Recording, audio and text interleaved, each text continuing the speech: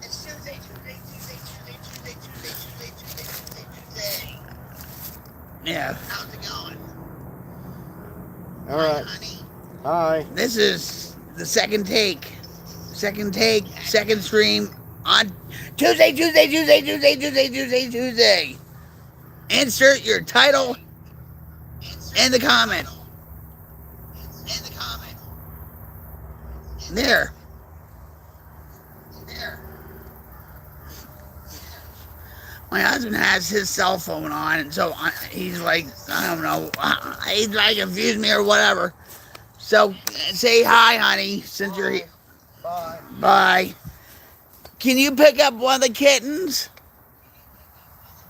No, because we're not there anymore.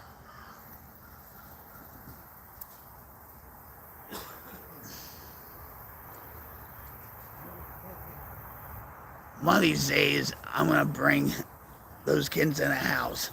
One of these days, when my No, you're not. no, that's what he thinks. Shh. It's just between you and me.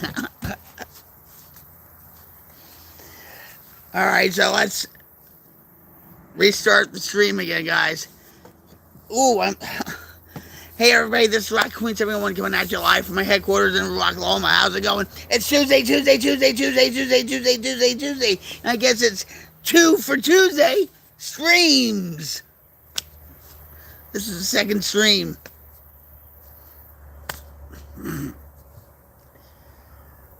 Streaming life, guys. Streaming life. It's a blast.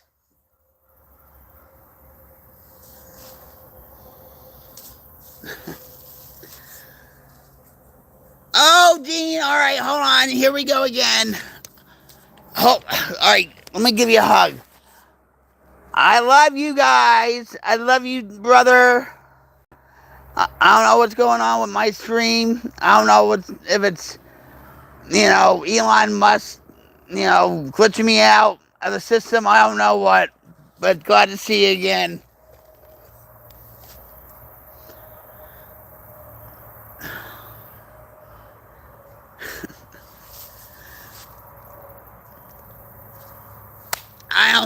Maybe it's Elon Musk glitching me out. I don't know. Maybe it was good to have a restart anyway, because I was really down. My negative energy was just you know what I mean? What? What about? Dreamed about you and Jim last night. I have to hear this. He has to hear this. He's watching the stream. You both in my subconscious, I guess.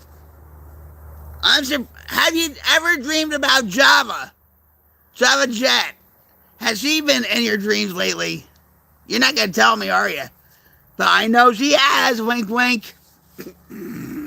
Because she's a little devil.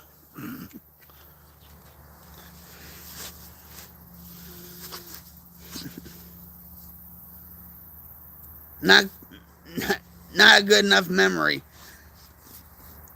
Jim has dreams too, and he doesn't remember them.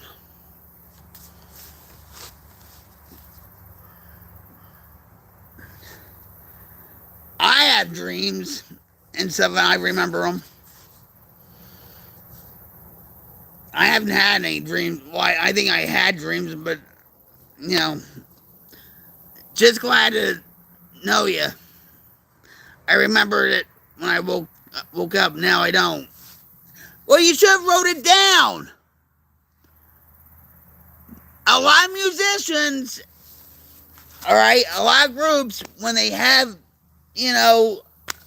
dreams or about songs, they write it down real quick. Or they get their guitar and play it on the tape recorder or something. They say you gotta write them down. Right. Oh, that dream stuff. Yeah, that's Sigmund Freud. They say That's a 70s thing. Back in the 70s, they used to do that. My mom had a book about dreams. She got it at a psychic fair or something.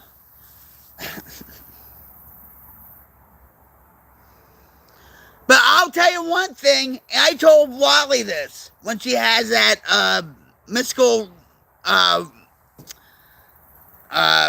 you know, riders, you know, about the supernatural and stuff. Hold on. Shoot.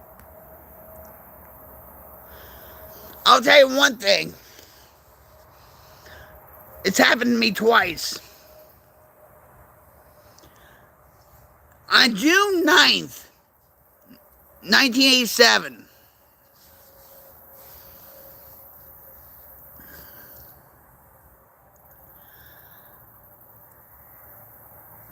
my mom and I, we were living in Denville with my grandparents, okay? Denville, New Jersey and stuff, on Hall Avenue, all right? And my mom and I used to sleep in the same room.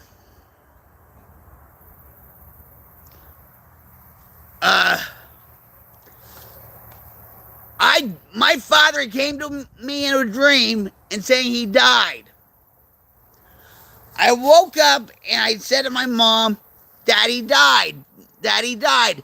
And she woke up, she said, Vicky, it's a bad dream, go back to sleep. I said, no, Daddy died. In the morning, my mom went downstairs, my grandmother was doing breakfast dishes, and she said to my grandmother, Vicky dreamt that Al died when my father died.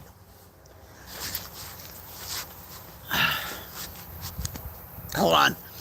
So I come down, get breakfast, whatever, right? And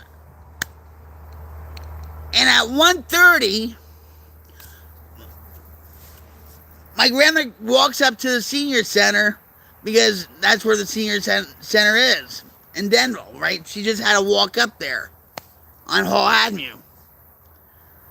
So we get a phone call at 1:30. It was Marie. My mom picked the phone up. It was Marie. My mom, my dad's neighbor, right? She said, you know, Al passed away at 11:30.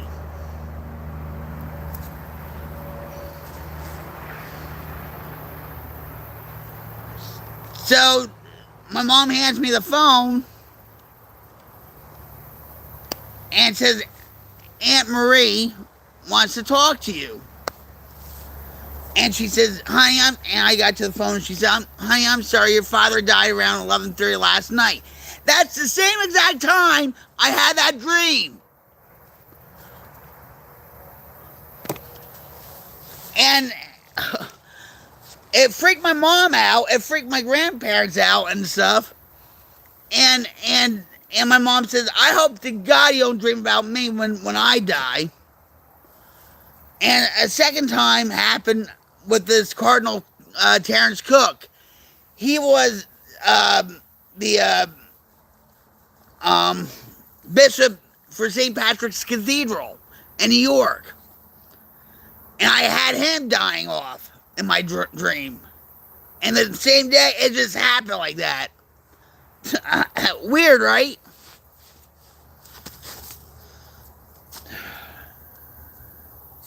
But yeah, when you were clean and sober, you bought a book that taught you how to interpret your dreams. But I don't know, it's kind of felt wicked, and I started having bad. Yeah.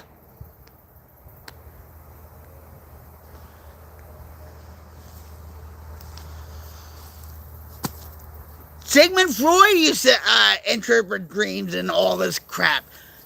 You ever hear of the, Freudian slip?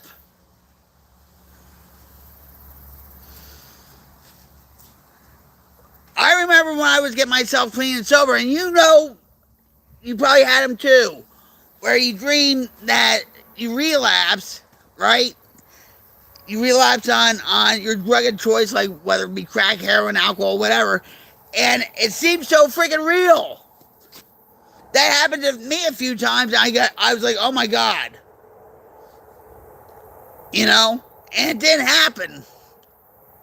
But it felt so real. I haven't had anything like that in years. But that's healthy. For those that are early in recovery and you're starting to have dreams like that, it's healthy. It's okay. Believe me, it's okay.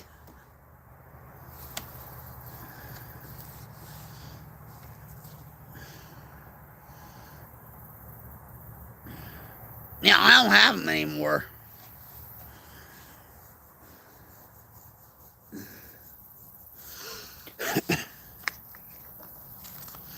Excuse me, I have to...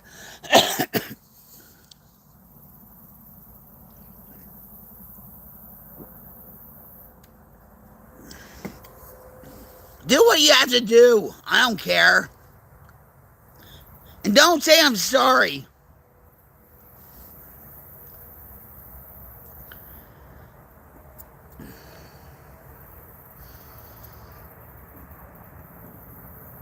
Yeah, I remember my first, my real dream and all that, where I was hanging out with a few of my friends, and I shot up, and we did all these things, and it felt like it was so freaking real. It was like, oh my God,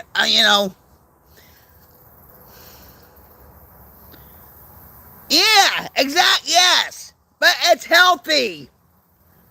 It's healthy.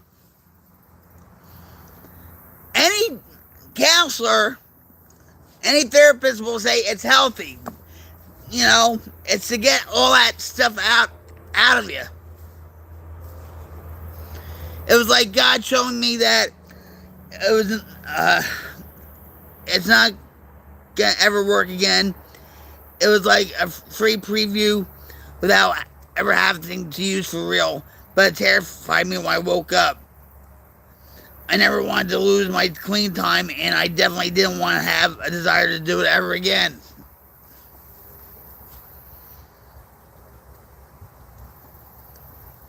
Yeah.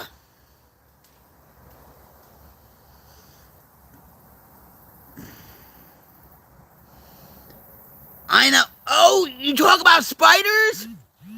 Hold on. Daddy Longlegs. Hold on.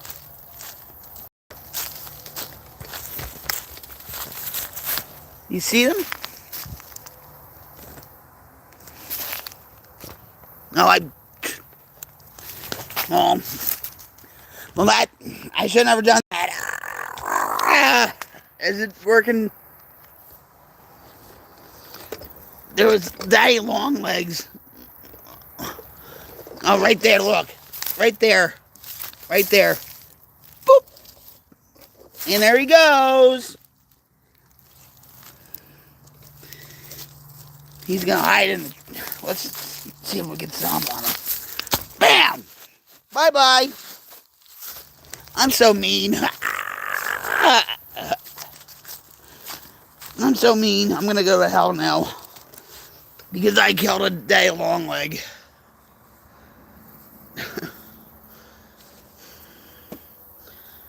One little spider he actually shot up a web, and he was climbing the web to my camera.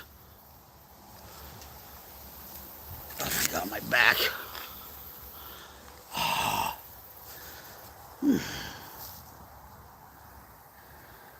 my God.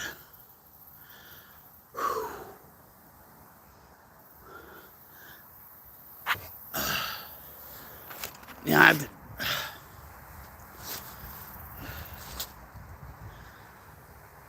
it's a nice day out, and I actually I can't stand up right now because of my back, but there's an actual huge cloud that I wish I could jump on. Of course, I would fall right through because I'm so heavy right now.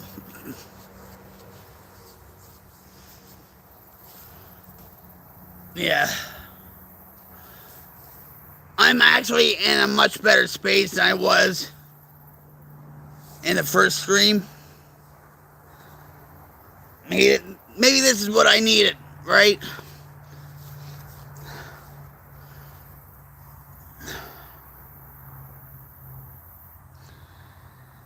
My voice is very raspy.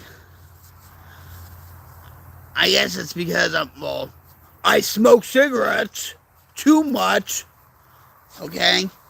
And probably because, I'm just tired.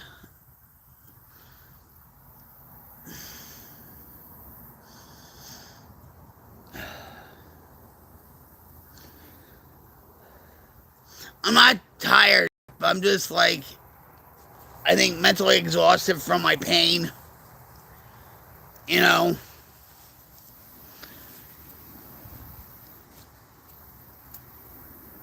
I get very angry at my pain. Because when I'm in pain like this or whatever, I can't work in my studio with things I want to do for my stream or whatever, right?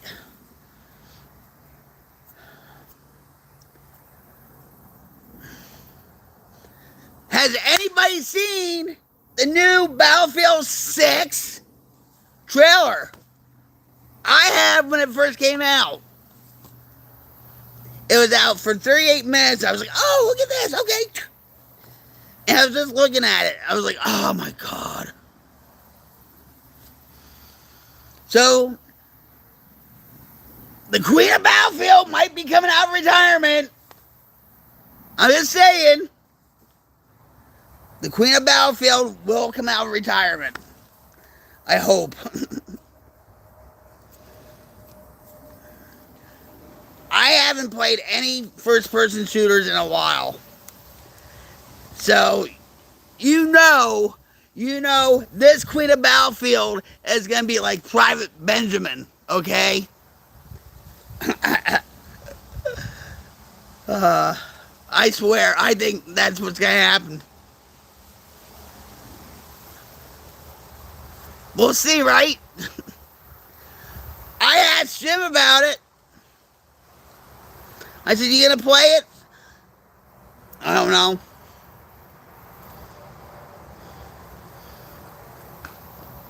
First of all, we have to get the Game Pass, which is, yeah, okay, right?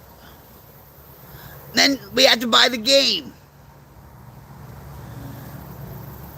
I played first-person shooters on my computer, like, COD and Battlefield and all that. But I'd rather sit on a freaking couch with my ass comfortable on it and play like that.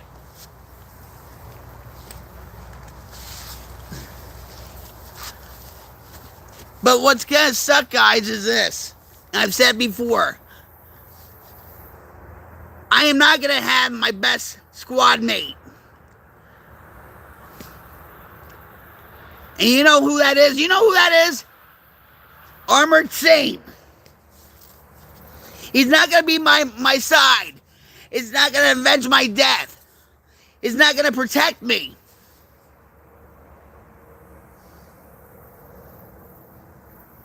I want my squad mate by my side.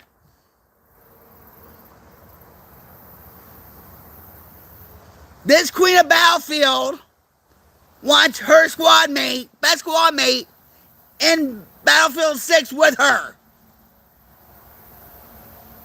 At all costs. Ready, willing, and able. You hear that, Armored Saint? You hear that? I need you on the battlefield with me. And that's an order.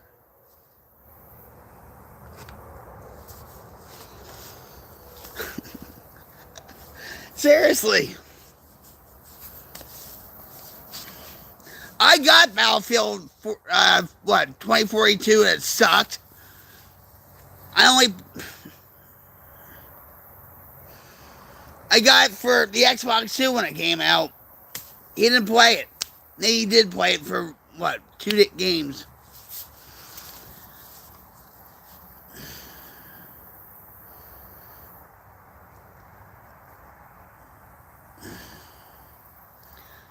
I want my Armored Saint with me.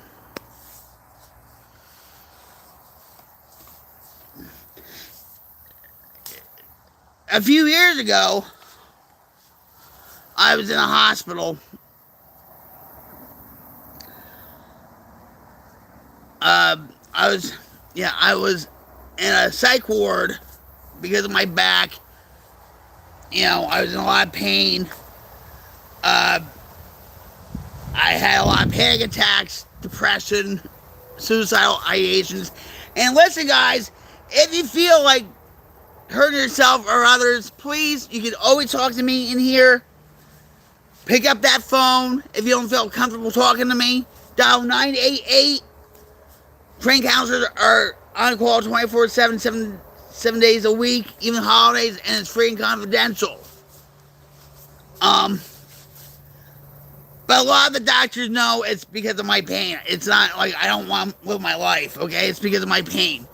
So I was in a room, and the doctor comes in with a nurse and stuff, and he says, "Well, what's going on with you?" And I was drugged up, and I was telling him what was going wrong with him, with me. And I said, "Well, I miss playing games with my husband. Oh, I miss playing games with my husband. What?" And that just came out. And what I told him was, I miss playing games with my husband. Jim said to me, "Why, I miss playing games with you." And he said, "Well, our relationship isn't based on games and stuff." I'm like, "Yeah, but I miss playing games with you. I don't care if it's on a computer, an Xbox, or whatever. I want to play games with you.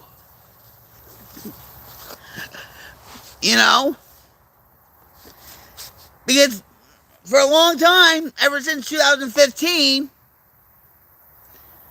you couldn't say Armored Saint without Rocket Queen 71. You couldn't say Rocket Queen 71 without Armored Saint. We were like Fred and Wilma, Mario and Peach. At times, I could jump back into the world of gaming. I did enjoy Killzone. Well, come on! Hell, you have PlayStation 5, right? My favorite was Hot Shots Golf. Outbound, yeah, I play that on PS3. And playing online tournaments.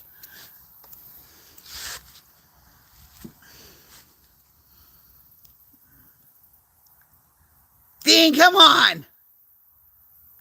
Get Battlefield 6. It'll be you, me,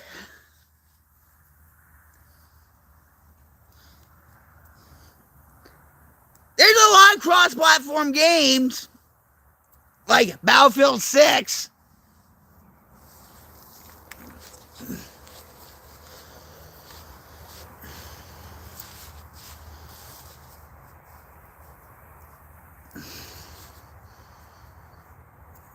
It'll be a lot of fun. We can do it on stream. I told you about Jackbox party games.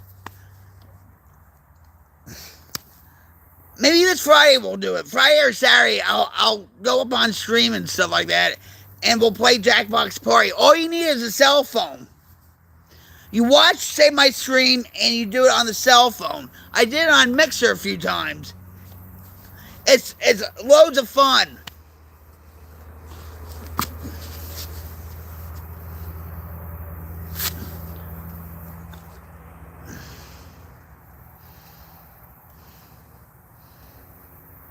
Maybe I'll put up my old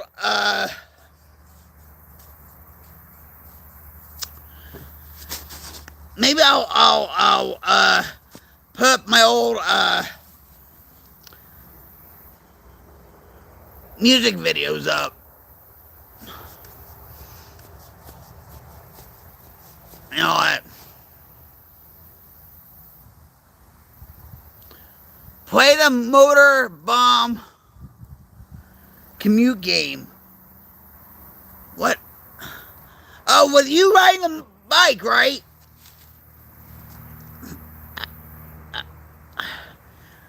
What about going off ramps? What's that?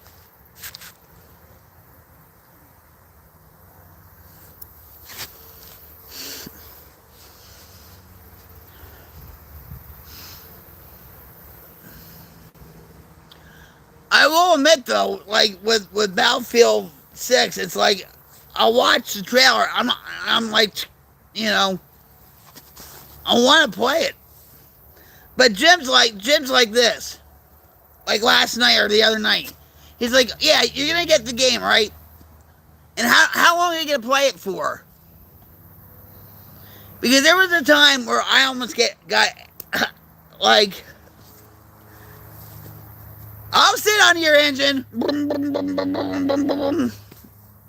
That didn't sound right.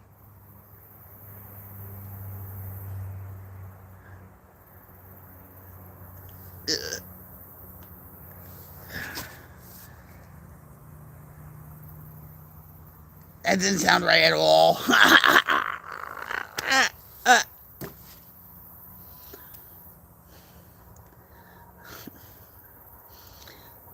Believe me, I love games that have vibration to them with a control. Now, Vic, shut up! Just shut up, Vic. You're getting too. No. No filter here.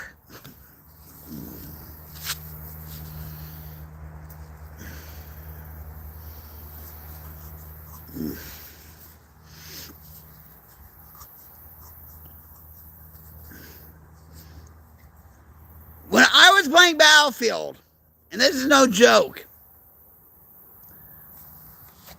you can ask anybody. On Battlefield 1, I was one of the top squad leaders. On Battlefield 1, I had one of the best platoons on Battlefield 1. All the Queen's Men. ATQM.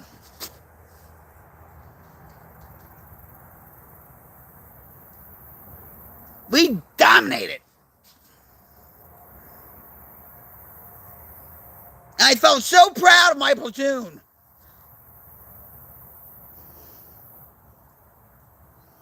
I will look up Battlefield, see what it looks like on YouTube. Oh, it's a whole hell of a lot better than 2042.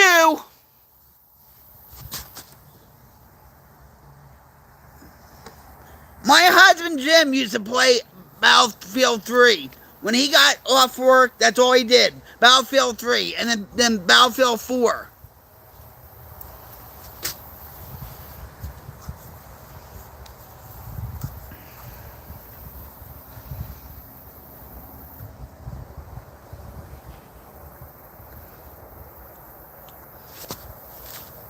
Look, oh, damn it. I have to say, you know what? Later on today, if I feel like it, I'm going to put up some of my old Battlefield 1 music videos. And actually, I'm going to tell you this too. The official account of Battlefield actually tweeted my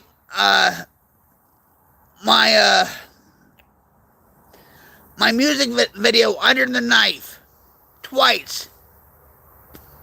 You can ask Jim. I'll say it again. The official Battlefield account on Twitter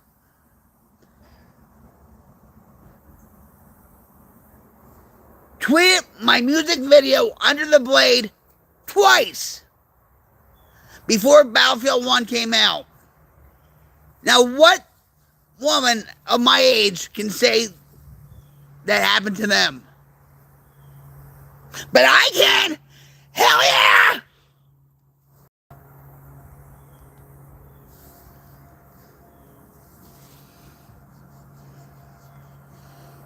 Yeah. But what really sucked is they never considered me as a Battlefield friend. They let that go a long time ago. But they had like Battlefield friends or whatever. Yeah.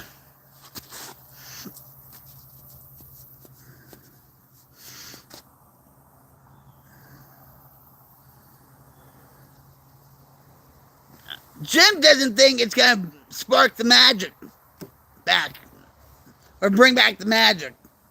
I think it will. I think it will. But I don't want. See, I'm in a dilemma. Do I buy the game and put it on Jim's Xbox One X series or put it on my computer?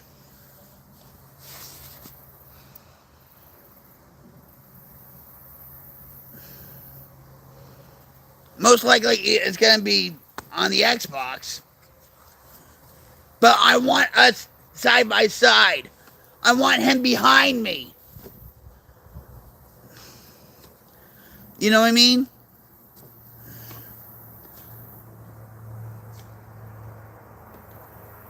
I want to see his name on the screen with me.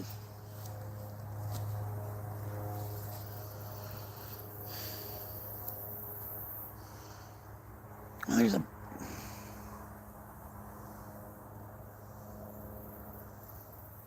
Oh, come here.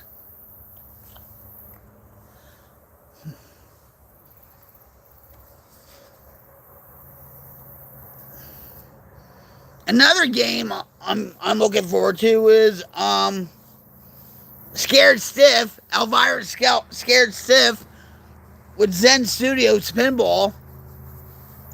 That brings a lot of memories and stuff like that with me.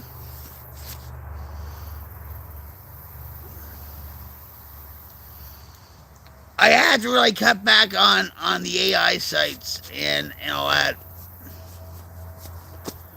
Because Jim, like, last night, he says, did you just spend like $150 on an AI site or something like that? And I was like, but it's a subscription. I didn't.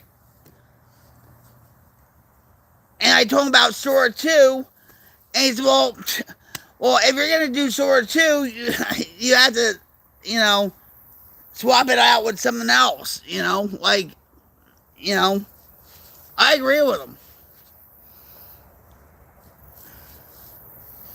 Too many AI sites out now, and I feel like I'm far behind. Like, I'm the only one in the world that hasn't done a Sora 2 video.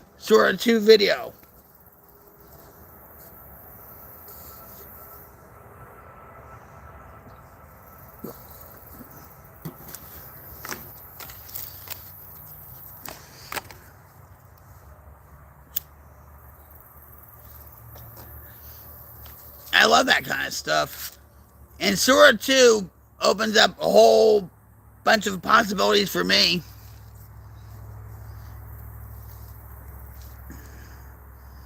Now all these companies like McDonald's, Nintendo, all that, because a lot of copyrighted intellectual property is being made by Sora 2.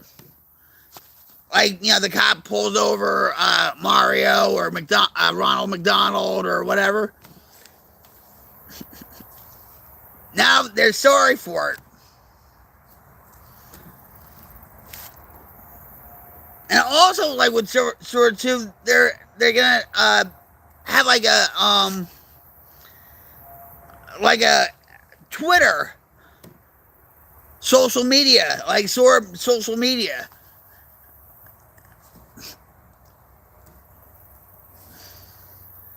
don't think that's a good thing. Because then a lot of brains are going to be scrambled and they don't know what's real and what's not real.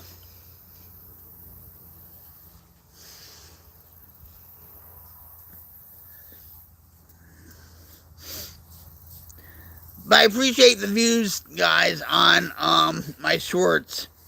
I do appreciate it. Jim gets a big kick out of it. Like, you know, I try to have, you know, fun with him to make him laugh and smile and all that.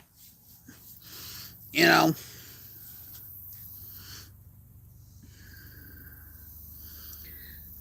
I'm so way behind on my workflow with my stream, with other projects I'm trying to work on. But I have to take care of me first, you know. That's the most important thing. But last night, or early this morning, it was just...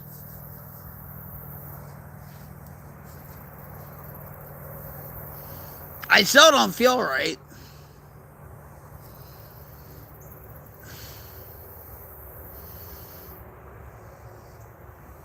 But thank God for Jim. Thank God.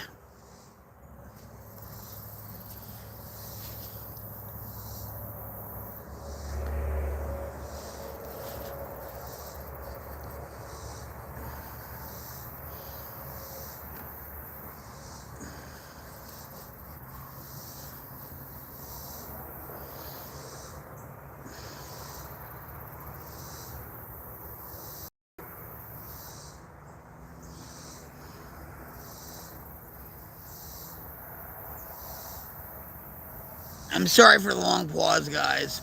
It's my back.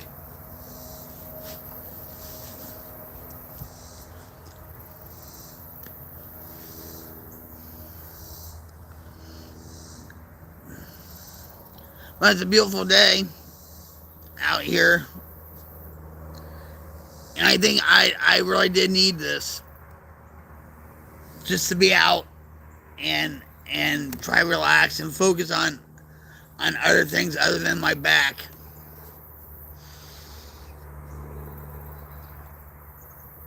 Sometimes you just have to move to a different room or to a different place just to feel better at times.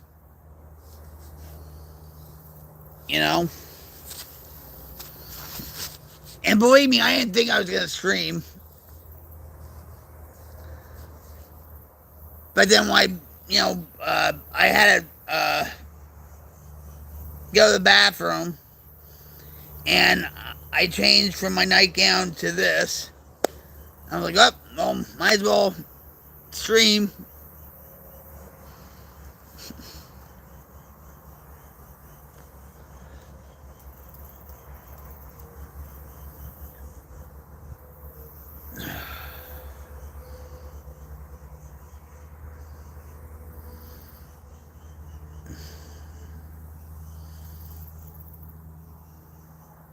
And if you notice, guys, Jim never wants to be on the camera, right?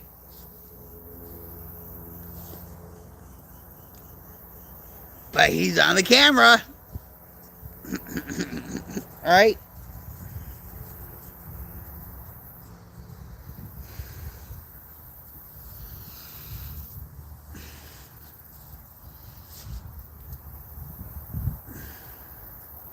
I think he's used to me, talking to him and all of a sudden, say hi, honey, whatever.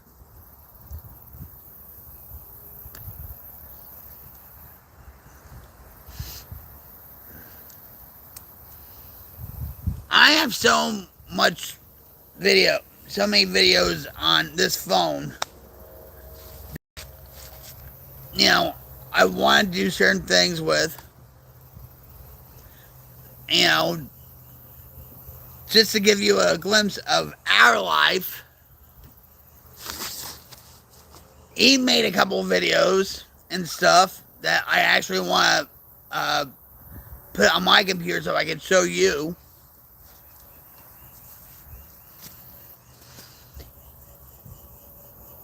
He's great on making videos, because when he did a lot of videos on Rockstar Editor for GTA 5,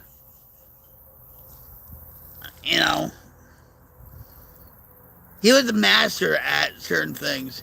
But he learned it from a guy called Digitize Icon, a guy from Britain who was very dark and just, you know, he kept on making clown videos of stabbing people and all that stuff, you know, like very dark music videos. But he taught Jim a lot of techniques with Rockstar Editor, you know, like with the contrast, brightness, whatever. And Digitize Icon, I think he has a YouTube channel, but he was taking care of his wife. I don't know if she had cancer, dementia, whatever. But he used to make these videos with Rockstar Editor. And at that time, Xbox was fun. 2015 to maybe 2017, maybe, Xbox was fun. Yeah, we had a lot of drama going on there too. Which I was targeted, by the way. And October is anti-bullying month too. And back in 2015, 2016, I made a campaign called hashtag X out bullying on Xbox. And a lot of the, you know, trolls would be like, there's no bullying on Xbox, and they're the ones doing it, you know, whatever. But that was a good turnout, because I told people, it was a call to action. I said, listen, make an anti-bullying campaign video, a PSA, and whoever is the best is going to win a prize, like a $50 cash gift card and stuff, right? And then when the time came to announce the winner, I actually, instead of one, I put 3 people. I picked 3 people. And a lot of people did it. I was so proud of that. And then, Xbox came out with clubs, right?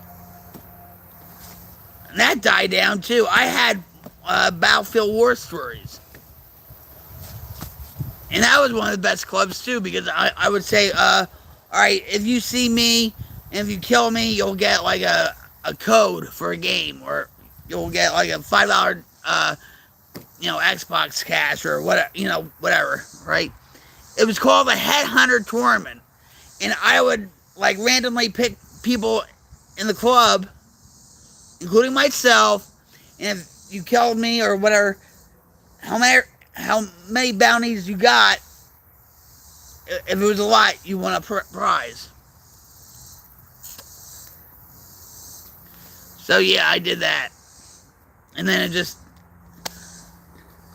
died off. A lot of clubs died off.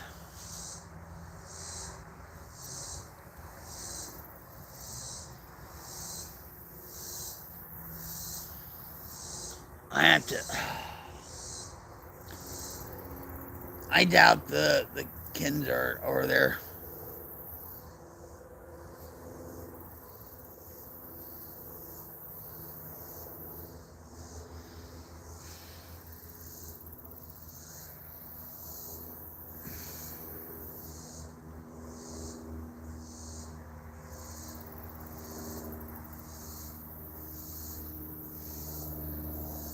Now they're playing.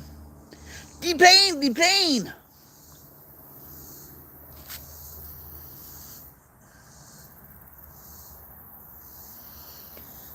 It's getting hot in here too. I can't hardly see the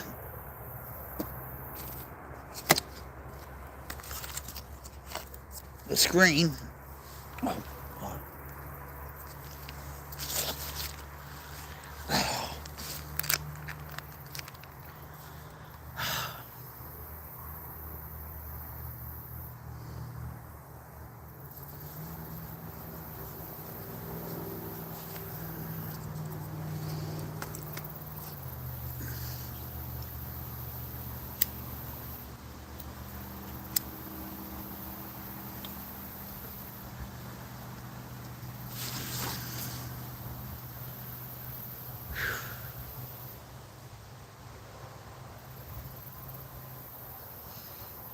life is good, guys. Life is good. It really is.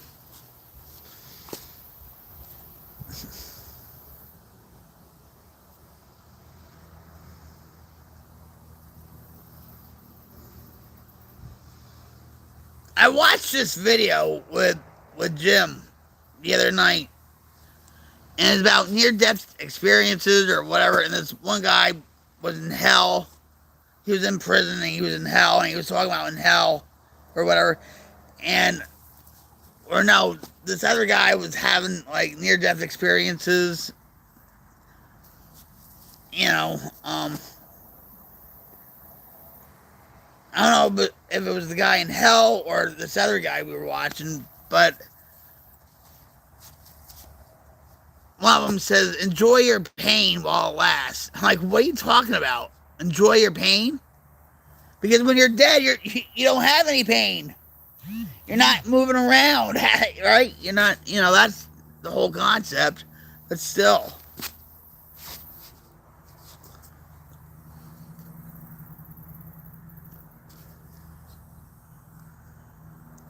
I want to go after a cigarette.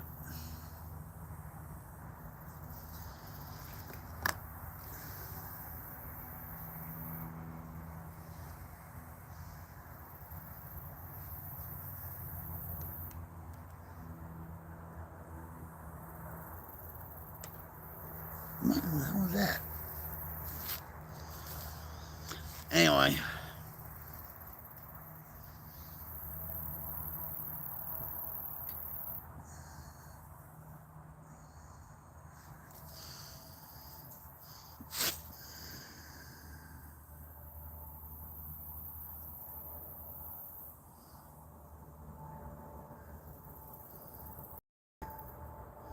Yeah, I had to walk, guys. I can't. I have to. Hold on, guys. Hold on.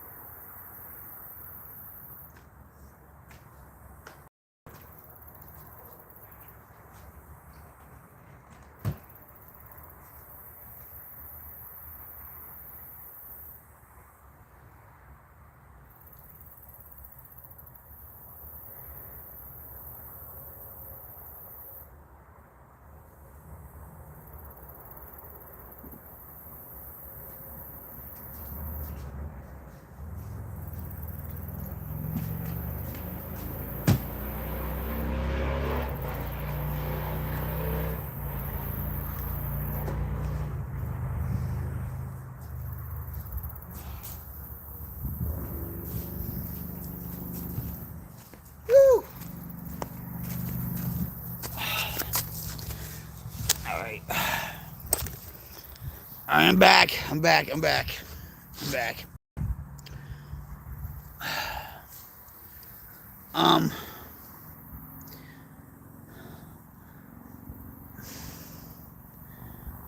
Pawnee, psst, don't lick that.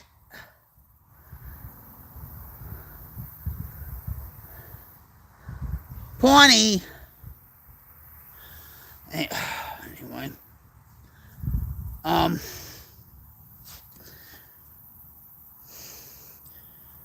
Bonnie has a rash, and we think it's because we wipe down the counters a lot.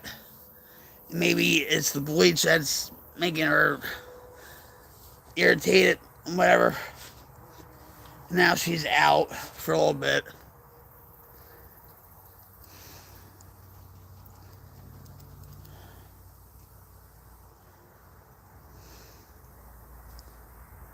Come on, Bonnie. She hasn't been out in a while. Come on.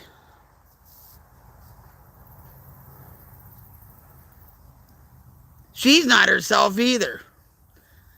You know, because she keeps licking her wounds or whatever. And she falls asleep in the food bowl. Or she'll fall asleep on the counter and then fall off. And then you'll hear, and then she'll climb back up on the counter and just, boom, you know, when she falls asleep. Bonnie, come on. Come here.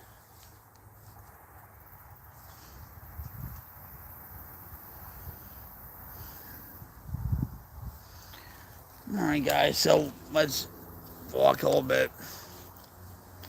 We're gonna walk.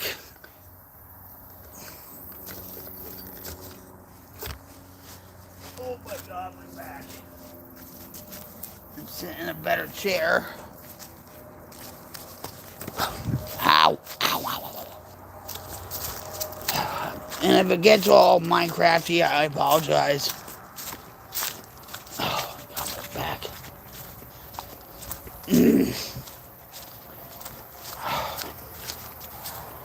Let's see. Who's that? There.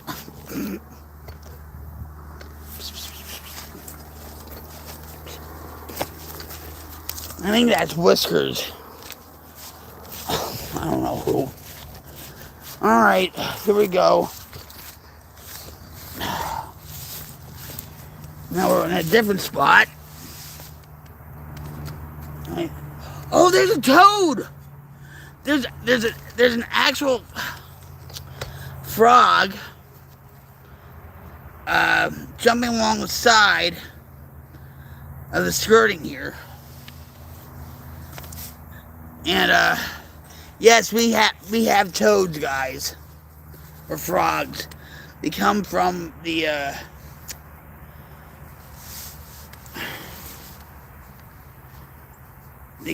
pond.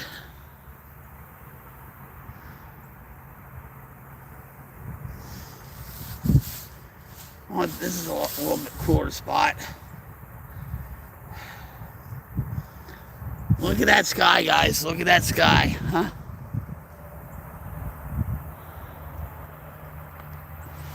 Nice.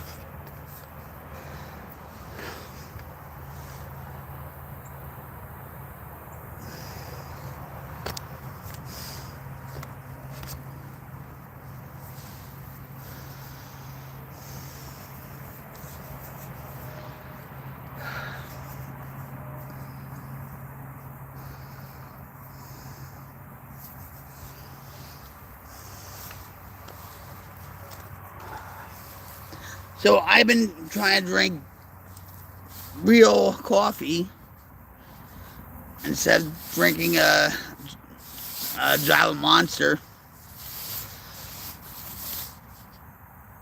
You know, and because it's healthier. It tastes better too, actually.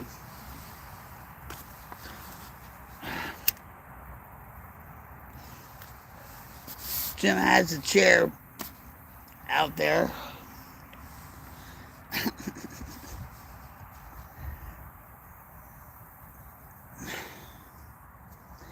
He loves going outside, you know, and especially at night. Oh, look at that, guys.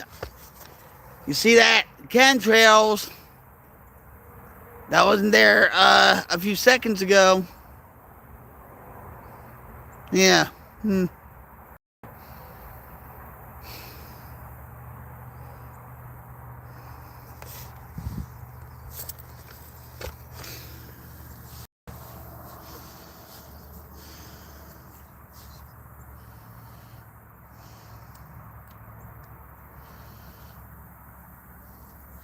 So how are you guys doing?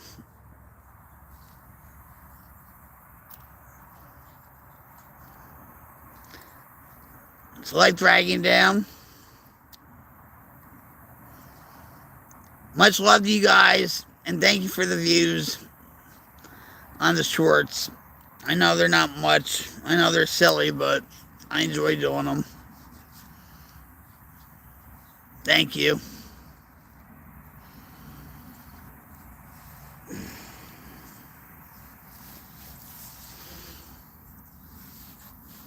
This chair's not comfortable either.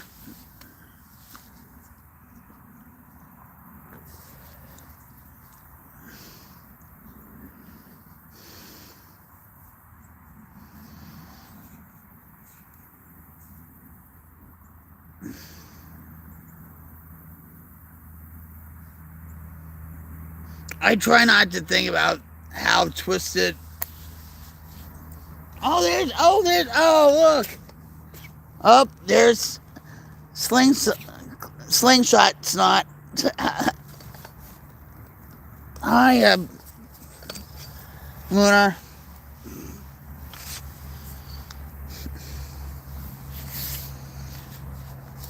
Jim puts Lunar out a lot, and I put Lunar back in. You know, where is he? Lunar. Oh, he's underneath the chair. You see? Let me see if we can see him.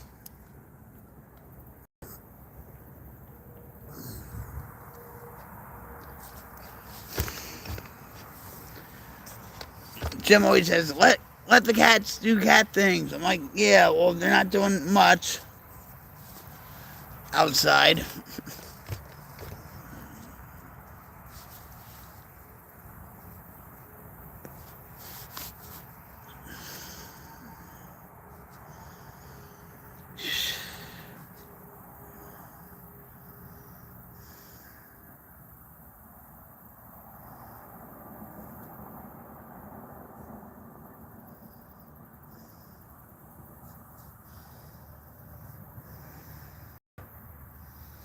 Maybe later on I'll be taking a nap.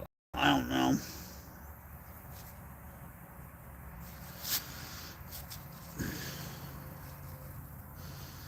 Who knows? But I haven't been watching like YouTube with like news related stuff, except for like the helicopter crashing.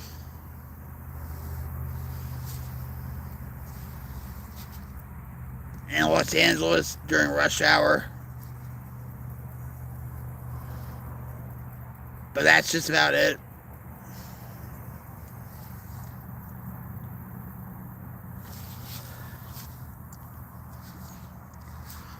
I haven't been watching anything about Charlie Kirk.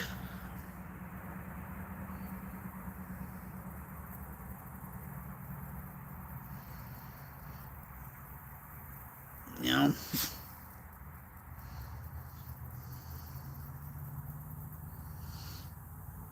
None of that.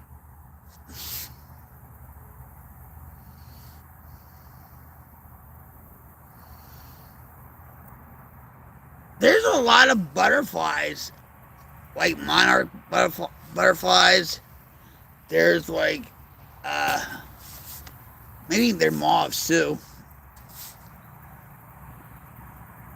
I just seen a pair of them just like, you know, dog fight, like, you know, play around and fly and all that. And one just flew right by. And there's a hawk, if you can see it.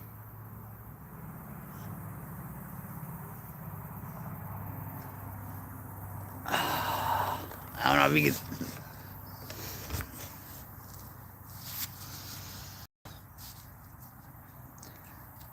We have wonderful wildlife around here. The other night, Jim found a baby possum in a cat litter bag or food cat bag. sleeping. He poked it with a stick because he was afraid to touch it. I was like, well, you should have got me. I would have picked it up. Yeah, right. So we have possums, armadillos, raccoons.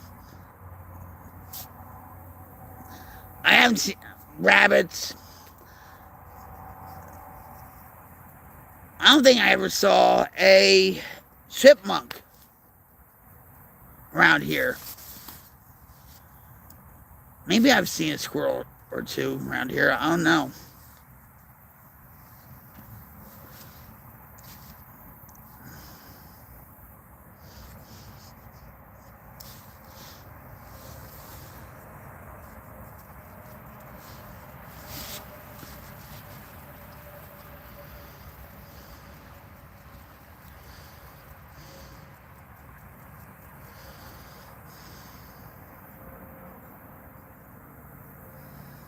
Are you still? Yep. They're still down below there.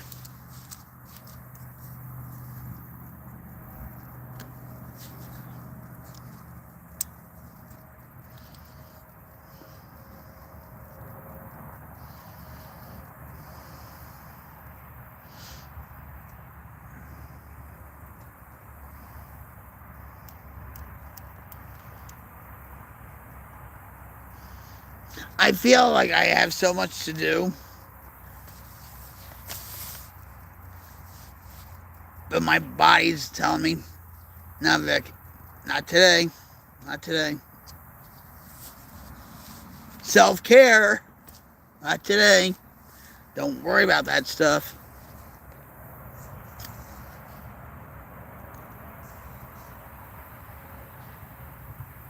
I just heard something. Like a rustling of leaves.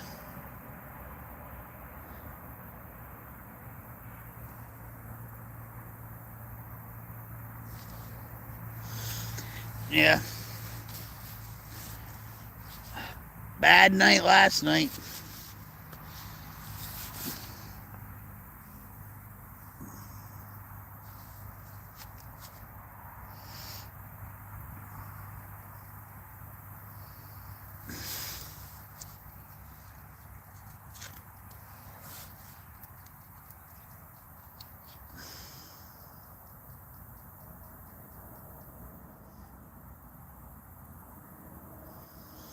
I feel like I put too much stress on Jim.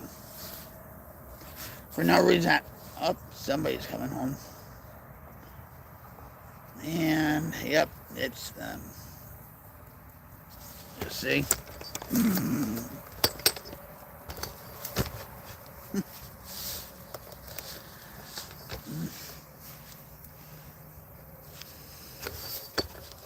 Nice truck, right?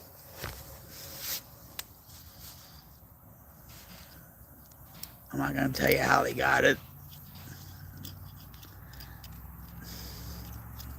Doesn't matter.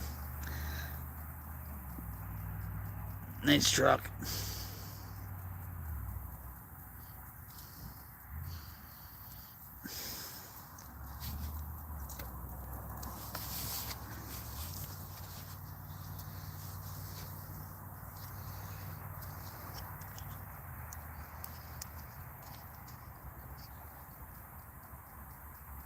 Everybody's going through something, right?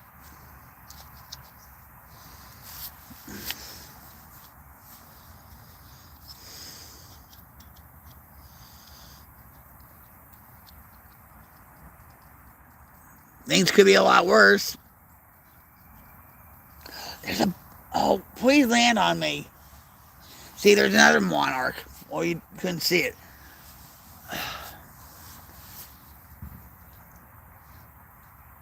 There's a myth, I think, like with butterfly wranglers, they're called.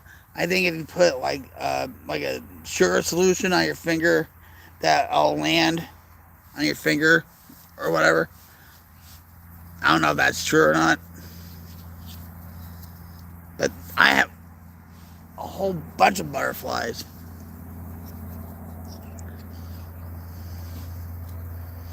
We just don't have unicorns.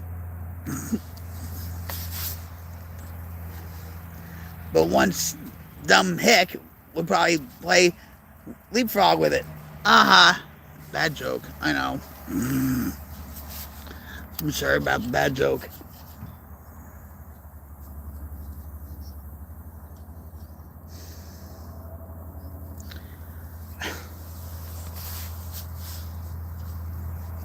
You know, when I look at my mother-in-law's house,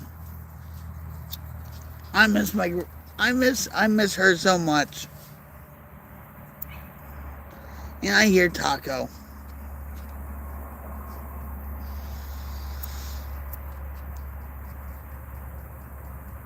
I love you, Ma. I love you very much. I know you're with me. But I miss her so much.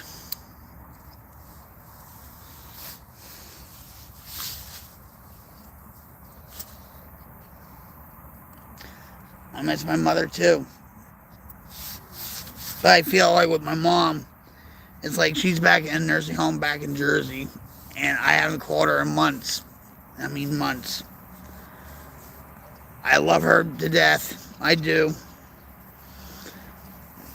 She gave me a lot of tough love in my life. She raised Sean and Christy too for a time. But for some reason, I can't call her. I don't know why.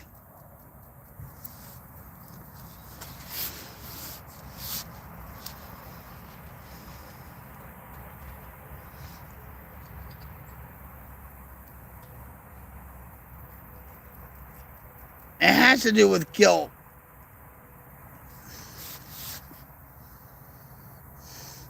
That I know it's about guilt.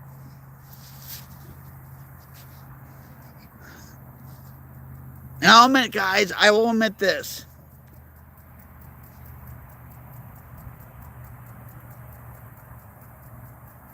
I still needed my mother. I still need my mother. And I feel like she's not here. Do you understand what I'm saying?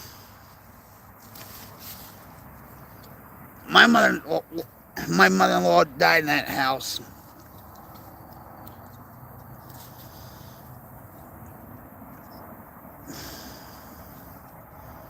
I helped her get her out of the house. But it feels like my mother has already... I'm not wishing anything on my mother. Hey, Leah, what's up?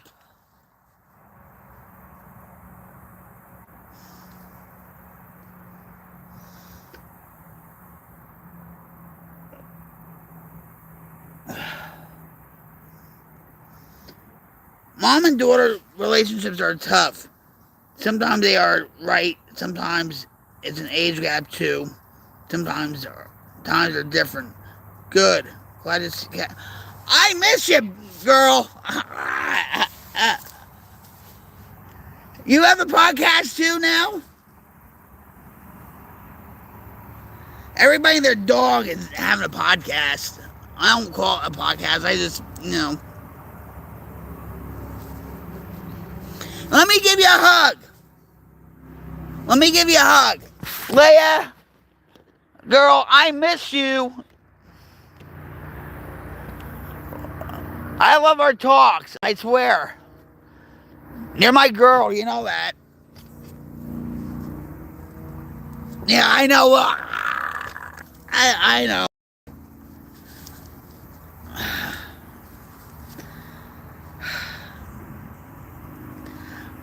Last night I had a rough night with my back and my panic attacks and stuff like that. I didn't end up in the hospital. Jim, my husband, thank God for him. You know what I mean?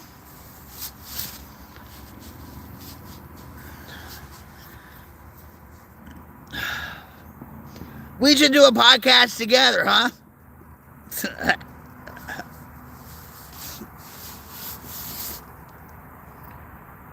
My mother is okay. She's a twin.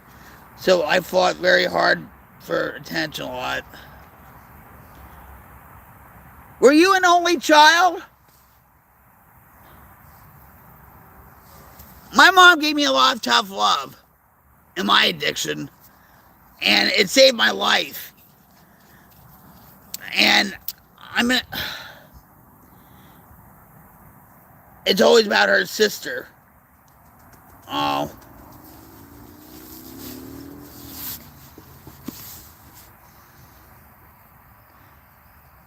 Well, like with me, my mother, I get this. And my mom didn't want to talk about this. Ever. You know, she's like, don't tell anybody that your father was married twice before me and he has other kids and, you know, I'm just divorced from your father or he just died. You know what I mean? Real, like, but I bring it out where my father was married twice before my mom. Oh, here's Lunar, by the way. Say hi, Lunar. Lunar. Lunar. Oh, he's too big. And I only met my half brothers at my father's funeral and at my grandfather's funeral twice, and that was it. And my sister Ellen, I don't even know if I bumped into her at Walmart.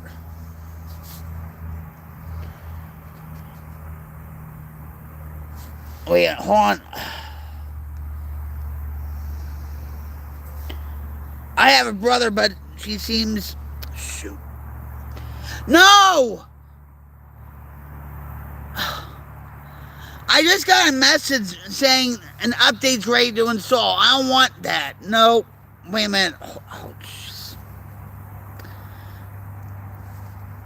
She loves you, but right. All their privacy and trials and error. Soul says, hey, Lunar. Beautiful.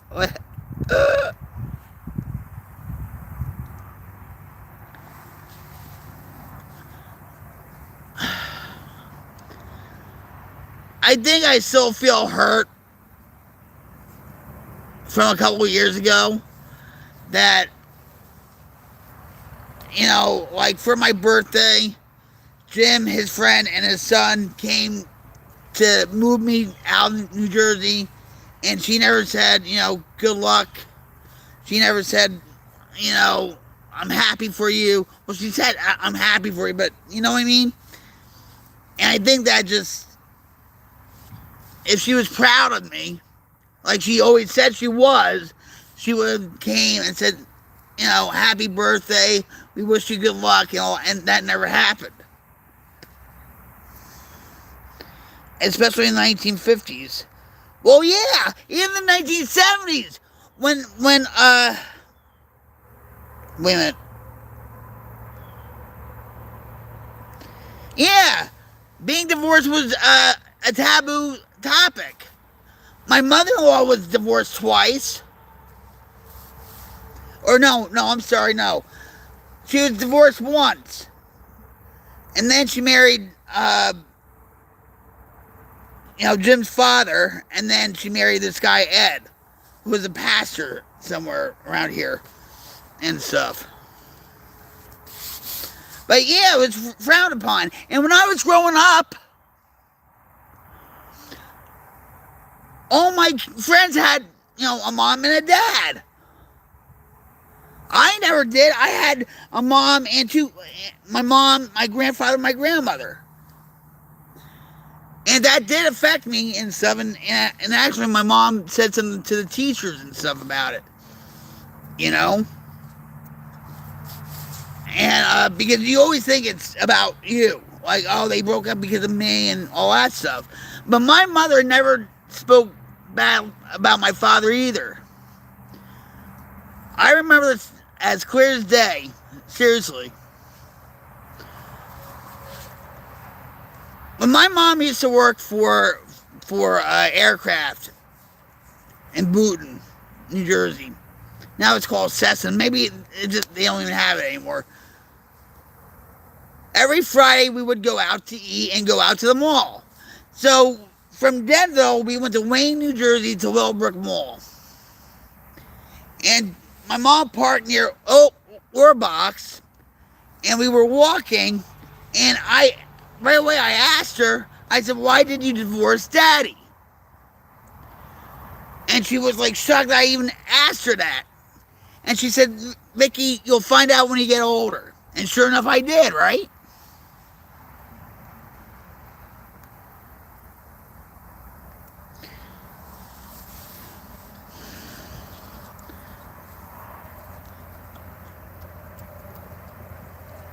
I don't have any resentments towards my mom with the tough love stuff or whatever. I think it's all about guilt, about her being in a nursing home.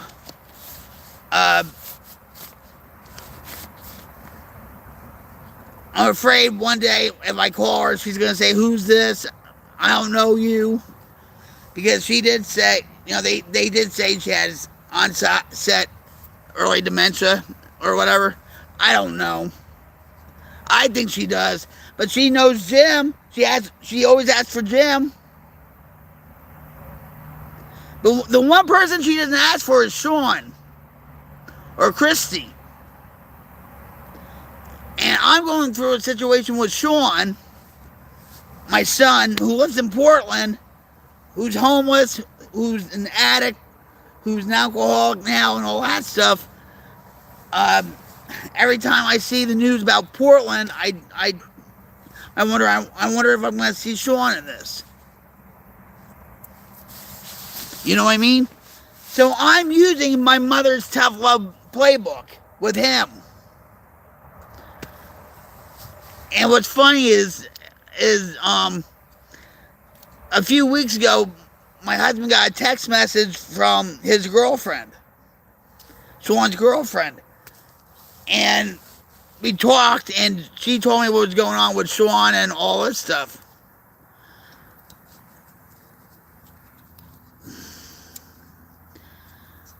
And I'm praying about it. So, in a way, it's like the same thing happened to my mom is happening to me. Karma's a bitch. I know you said some here. Oh. Lifestyle change in memory.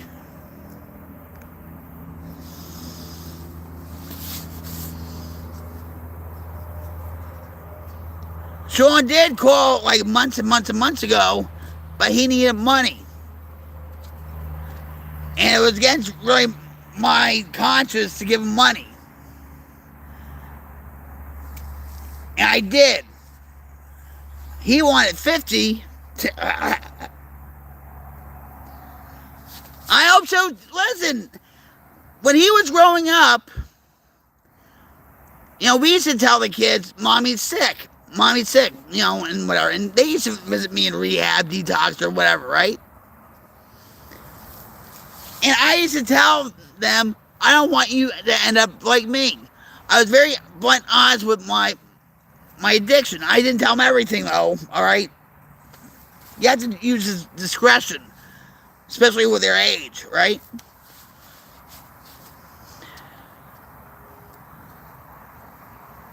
And I was in one rehab, Turning Point, in Cedar Grove, New Jersey.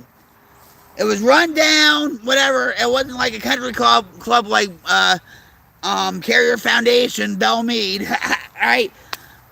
But to me, that was the best rehab I ever went to. I went there twice. The first time I eloped, I just ran off. My boyfriend at the time was the getaway driver, and here the counselors were running after me. It was funny. Anyway, so in order to have visitors, like your family and whatever, they have to go to a group. And so that's what my mom did with Sean. And one of the counselors said to me, your son is so intuitive and he's so inquisitive that he always asks questions and everything else and stuff, not like these other kids. Right? But with all that knowledge, he's seen the best of me, he's seen the worst of me. But look,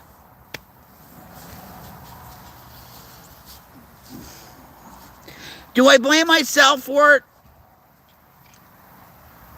I can't blame my father for my addiction. I can't.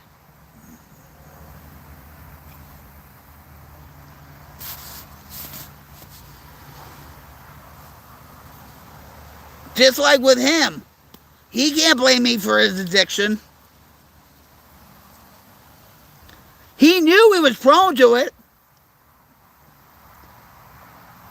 You know what I mean? It's hereditary. He knew. Even like when Ed passed away in 2011, that was his breaking point. And then he broke up with his girlfriend and all that. And he started smoking pot and then doing other things and whatever. He had a very bad experience with pot. He told me, he asked me, he said, well, what do you think was in the pot? PCP? Maybe synthetic pot? I don't know. You know? And then a few years ago, he moved to Colorado and then Portland with his pansexual girlfriend, which was a train wreck. So he was trying to escape from everything.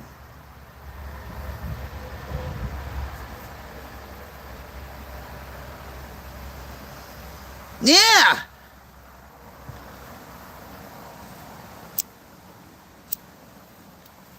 And he was off it for a while, but then it just progressed, right?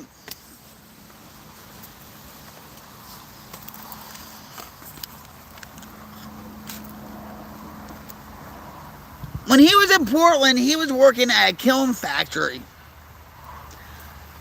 for a while, but it was family owned or something like that, and he didn't like it, and he quit, and then he was like stocking shelves at Fred Meyer, Kroger, up there. I don't know. And so he was talking to this girl on YouTube. They fell in love. She moved up there, the girlfriend that I talked to, right? And then there's a real wild, hot scene in Portland, music scene. You know, I'm not talking about the riots. I'm talking about the music scene in Portland. And he used to go to all these clubs and like do things for the bands and all this stuff, and you know, right? Live and let live, right? Live and learn. But the thing is, you know, well, I was going to say, well, he should have learned from me. But just like I should have learned from my father or other friends of mine or whatever, I had to learn it from myself.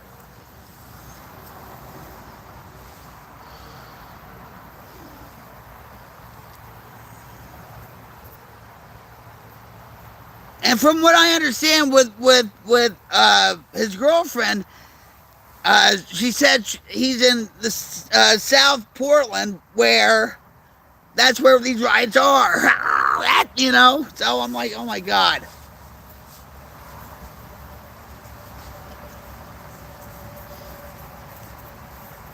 What, in Portland? There was a place near where Sean used to live. It was called the Coffin Club. And I actually, they're acquaintances and stuff like that, right? But I deal with somebody in Portland. It's like a music distributor and whatever. And she lives in Portland. All right, get this.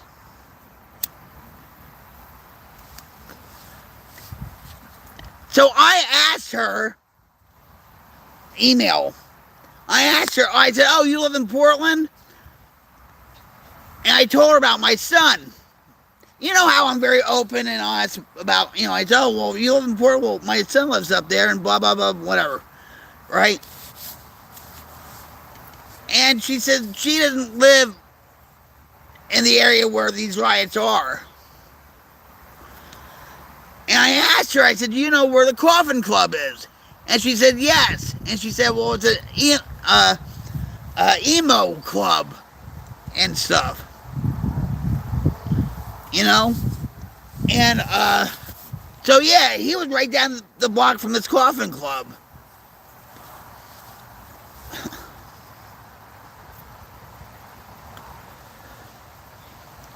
My band, back in the 80s, used to actually play at the Show Place in Dover, and Obsessions in Randolph, and the Nook in Hackettstown.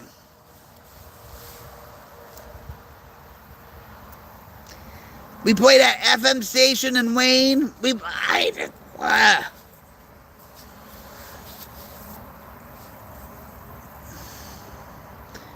Emo is like Marilyn Manson kind of music. It was back in the early 2000s.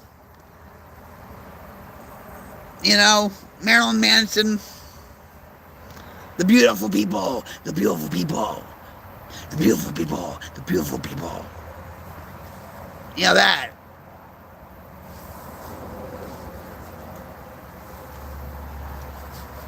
But he's on emo. I don't know what the hell is, But his girlfriend,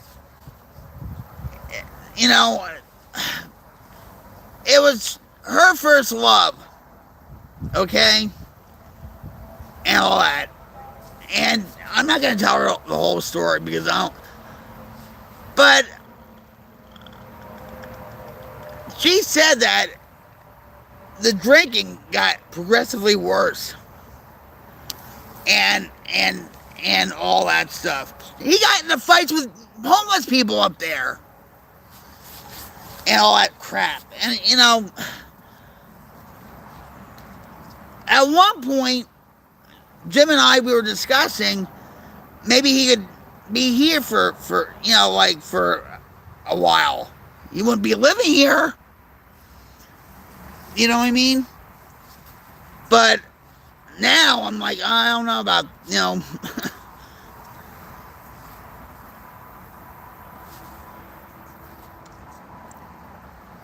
But he messages her through email or text when his phone's charged, saying, oh, I love you, and all this, being manipulative to get some money or to crash on her couch or whatever, right? I used to do that too,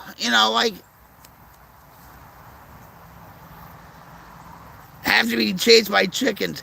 I want chicken. Oh my God. I want chickens. We have chickens in back of us, and his cousins have chickens. I want a cow. Look, we have the room to have a cow and a couple of goats and maybe a couple of pigs.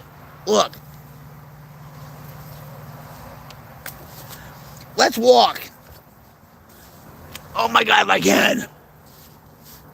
Look. We're gonna walk.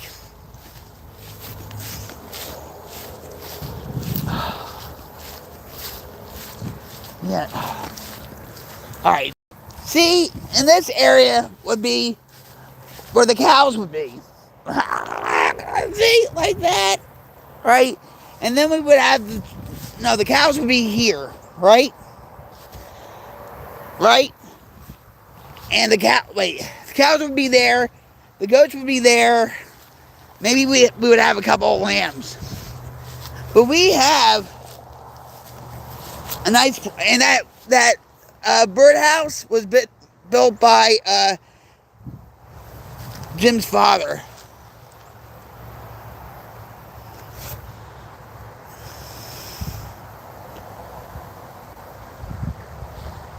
Oh, I do a lot of headbutting too, hon. I'm a Ram. I'm an Aries. I was born in April. So I'm used to it. I have a hard head. I have a hard head. And you know what the saying is? Well, hard head makes a soft ass. And my husband loves my soft ass. Wink, wink. Yeah. I'm just saying. But we have the property to do it. It's just the money.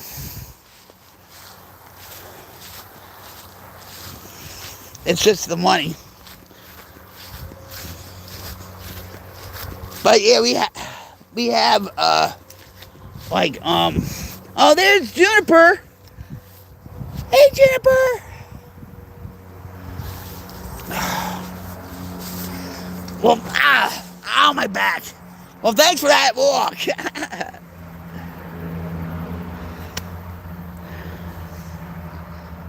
Yeah.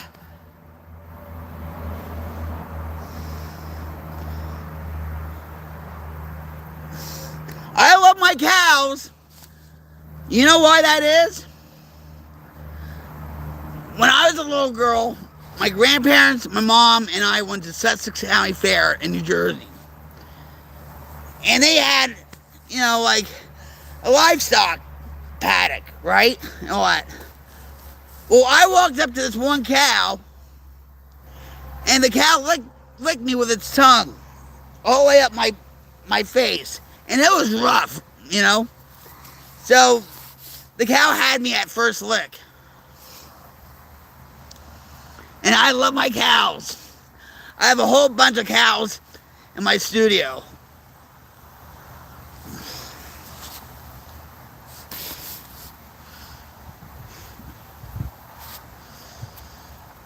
Yep. Hey, I look like a cow. I look like a heifer. I told that to Jim. I said, why don't you call me your heifer and stuff? He said, I'm not going to do that. I'm like, listen, I can make fun of myself.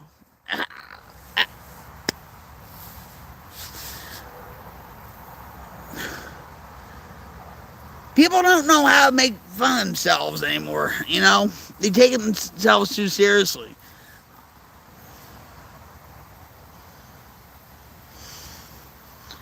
But yeah, I want my cow. And he's afraid that I am going to get a cow one day. He says, Vic, if you do, I'm going to... Whatever. But they have a place in Sand Springs, a town next to us, that has, livestock. They'll give away free goats, or they'll even drive the goats to you, too. It's all about the money.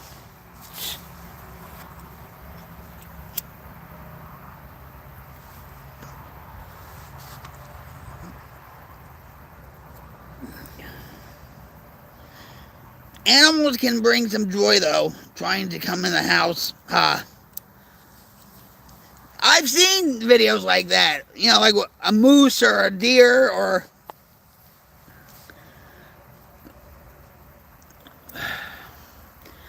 We have 3 kittens. And we pretty much inherited Ann's cats. Not all of them, but some, right? And so, we have 3 kittens now. And Jim will feed them at a certain time. They're on a schedule. And he'll pick them up. I'm trying to pick them up.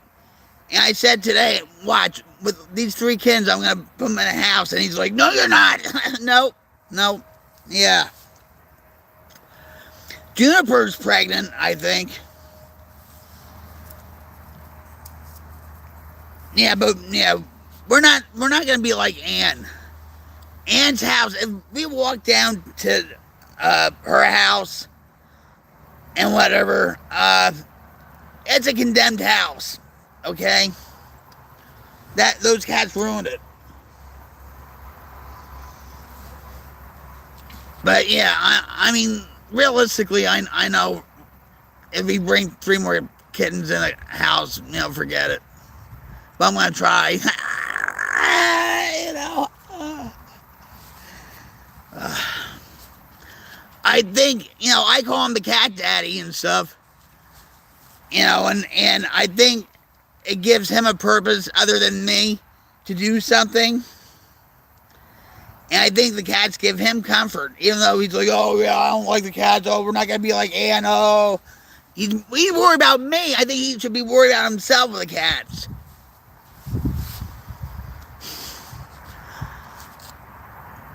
But yeah, we're gonna get them fixed. We're gonna get them all fixed. Whatever. We can't,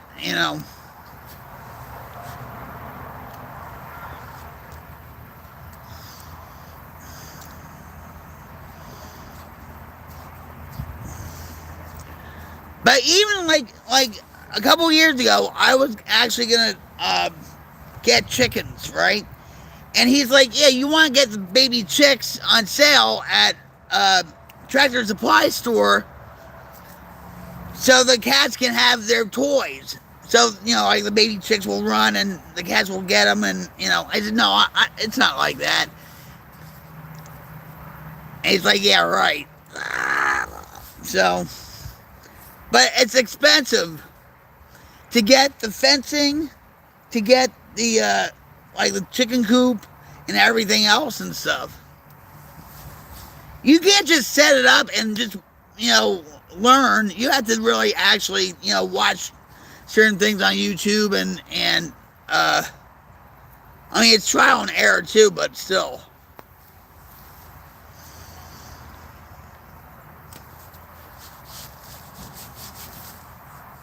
Everything takes money now. But wait, you know what? Enough about me. How are you doing? Actually, how are you doing? Enough about me. This is not about me. I'm sorry. Sorry for talking about me a lot. I hope you're doing well.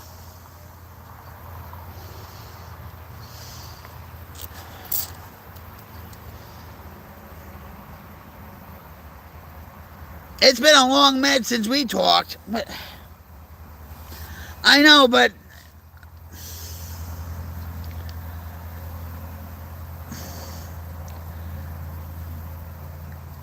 I don't want this stream to be about me.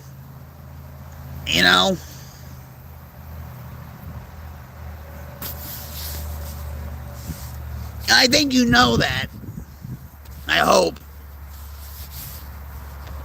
My husband says I'm narcissistic. I'm not narcissistic. I'm not.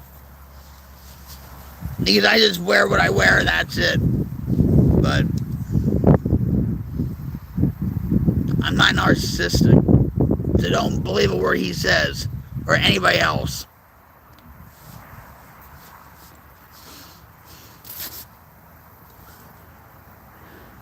He gets me down.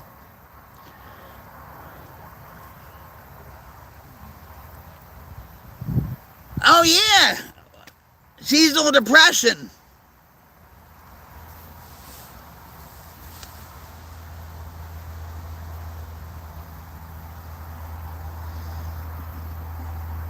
That there's you can see no change in the leaves here. It still gets into the 80s here, and it's October.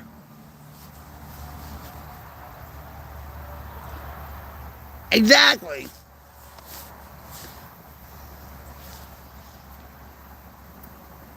Talk about global warming.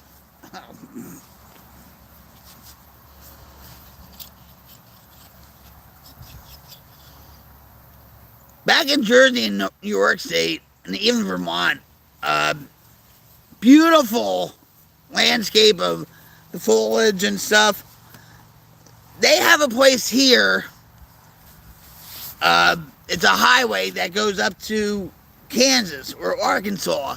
Talamina Driveway or highway. Talamina Highway. And it goes all the way up to Arkansas or Kansas and stuff. And I would like to go on that drive. But because of my back, I can't take long drives like that. Yeah, you just cuddle up with somebody or your pet, right? Or just,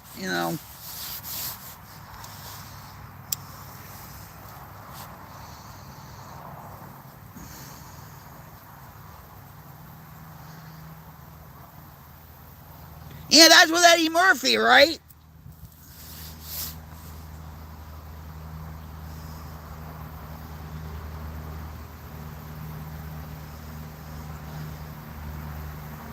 I used to have the cassette tapes of Raw, Eddie Murphy Raw, and his other HBO special on cassette tapes.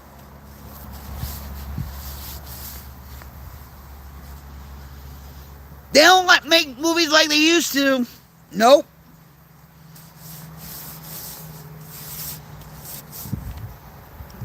And I was like, what, 13 at the time, and I had Eddie Murphy tapes and stuff. I had actually Bill Cosby tapes too. I think my grandfather got me one for Christmas or whatever. That's when nobody knew about Bill Cosby's dealings with certain things, you know what I mean? I love the skit where he talks about the dentist. You know what? Look that up on YouTube. Bill Cosby, and he talks about the dentist. Or chocolate cake. Chocolate cake for breakfast.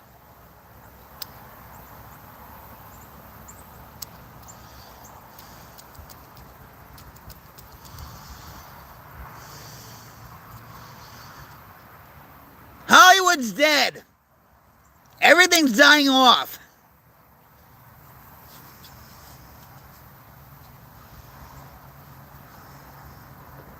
Hollywood's dead. Xbox is dead. Twitter is, forget it. Blue Sky is, forget it. YouTube's about on its life support right now.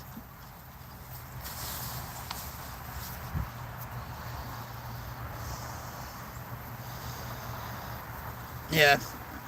It's just, it's been a bad year from the get-go.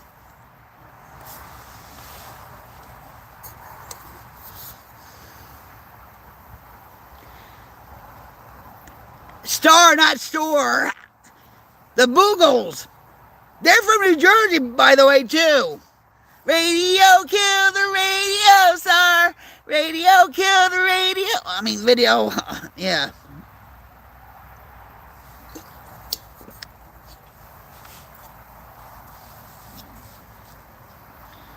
That was the first video on MTV.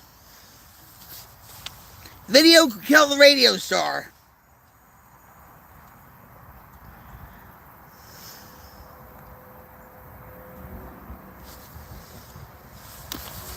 And you know what? When I was growing up, my grandparents never paid for cable. They never believed it. So if I wanted to watch MTV or whatever, I would have to go over my best friend Sheila's house to watch it. Or somebody else has cable. And we used to try to unscramble the cable for certain nudies, if you know what I'm talking about.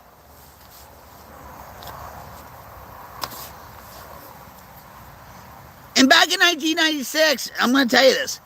Back in 1996, all right, so New Year's Day in 1996, my grandfather died. And that was like the worst snowstorm ever, right? April 1st, 1996, my grandmother died. Okay? But they never had cable. They never... Good morning, Emir. How are you? Had to go to Aunt's, yep. And her friend used the neighbors, right. Or I knew some people that would cut the cable and actually Dolly chained it. So you wouldn't have to pay for the cable. You know what I mean? But they never paid for cable or nothing. And it was funny because in the back room, if I played Nintendo, like Super Mario Brothers or whatever, it would actually show up on their TV in the living room. How? It was really weird. I would be playing Mario or whatever, and they would turn on Channel 3 or Channel 4. No, it's Channel 3. And they would actually watch me play Super Mario. Hey, you know what? I was the first Twitch streamer. When you really think about it, I was the first streamer. And all we had was a sharp color television. So how did it go from there to... Real weird.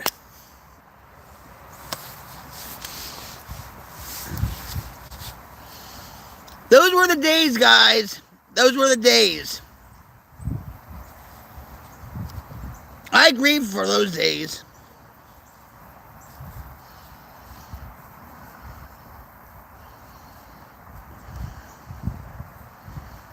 A lot of indie game developers now are making side scrollers like Super Mario, like 8-bit or 16-bit games. And a lot of people are buying like old boom boxes or 8-track tapes or whatever, you know, just like the phones with the third-party lines. Yep.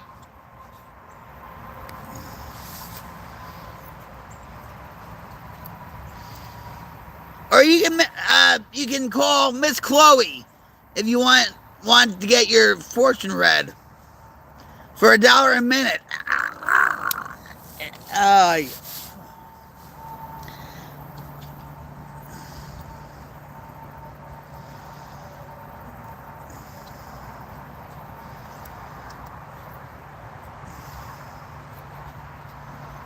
But when I got my own place, I got cable. You know.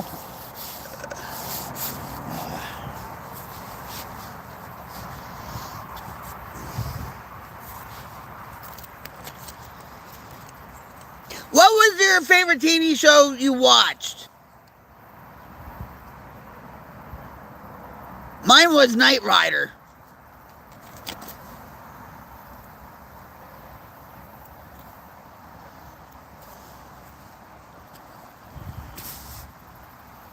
Grandma came out and, yeah.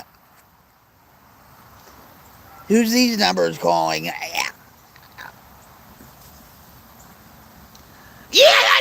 that's right! The Rockford Files! Oh my God! Well, that was back in the 70s. And Dukes of Hazzard, yes. I think we talked about this before. I love the Dukes of Hazzard. John Schneider has a podcast now. He has his own channel. He's married now to Paul Sorvino's Paul Sorvino's wife. They got married. I have his first album. It's Now or Never. You remember when that album came out? He was on the Merv Griffin show. You remember the Merv Griffin show?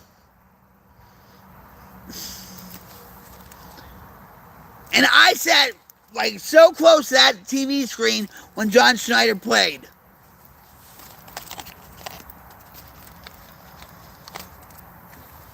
My best friend Shell and I, we were gonna run away to Georgia and stalk John Schneider and live in his house and stuff. Elvira.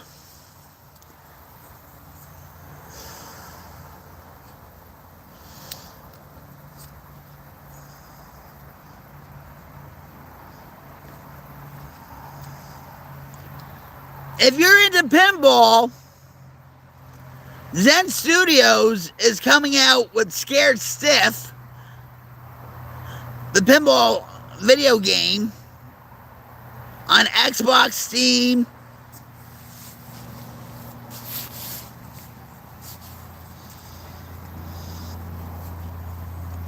It comes out October 10th. I know, so many shows.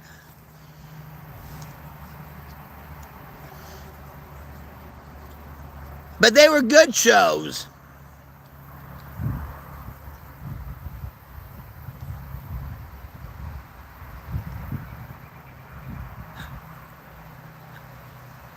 You know, pinball is really coming back and stuff. We went to a pinball place in Asbury Park back in 2015, right by the Stone Pony where I used to play. I play there too, and all that. And it's called the Silver Ball Museum in Asbury Park. And you pay like $25 or $15, and you play for the whole entire day.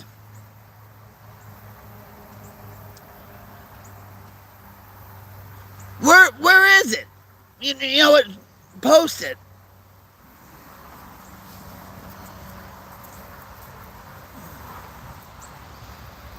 I played pinball, you know, a few nights ago, but I want to play Battlefield.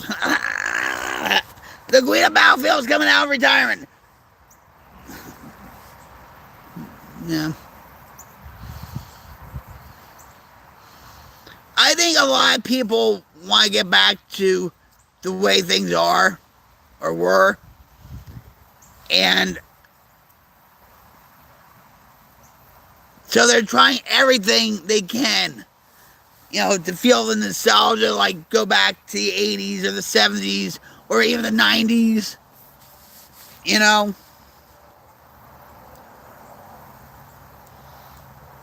Yeah. He bought a whole bunch of 8-track tapes and an 8-track a player. He doesn't play them, though. You know?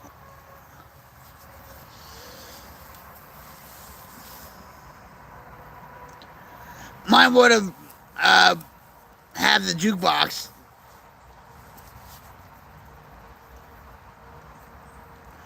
Believe me, if we had the room, they had those one-up arcade cabinets and stuff that I don't know if they're hot anymore or what, but you can get like Ms. Pac-Man or Galaga or Double Dragon or whatever, and they were like $250. And I would love to have one of those things, but in reality, I couldn't fit anything like that in my studio.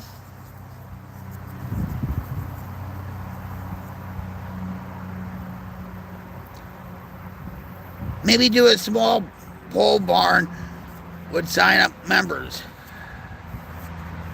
What do you mean by that? Do a small pole barn with sign up members. We could build, you know what? We could build an arcade here too. We could have the goats, the chickens, the cows, along with the arcade. There's a guy in Texas that actually did that. He got a shed from, I think, Lowe's or Home Depot, like a huge shed, and he made it into an arcade.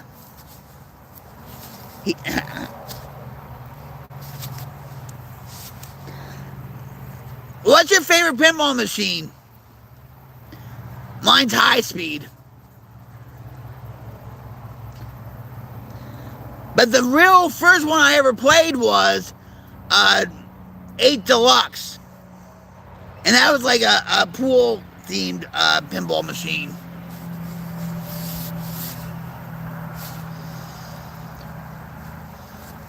I would want High Speed, Pinbot, the Addams Family,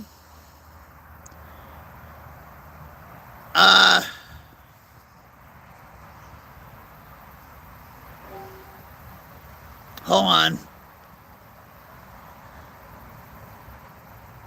They had Metallica, you know. Oh, Theater of Magic and stuff like that. Yeah, the one, yeah.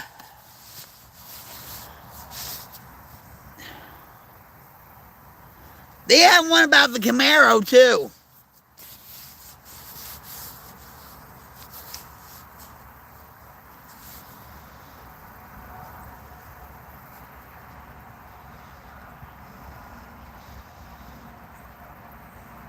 I think I had that one on I think I had that one on Stern Pinball on Xbox. The Harley one. And they didn't make much of them because of the engineering, how they had to do all the wiring and you know, and everything else and stuff. And the artistry of the pinball tables.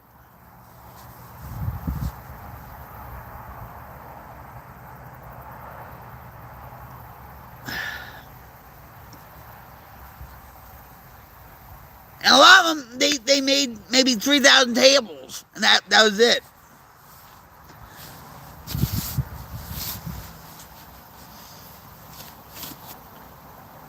When I went to the Silver Ball Museum,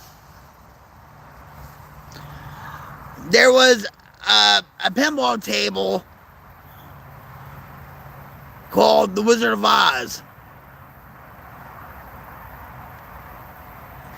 I love The Wizard of Oz. And it had the LED lights, it had the screen and everything. That I would want in my collection because I love The Wizard of Oz. So that I actually have that on tape somewhere.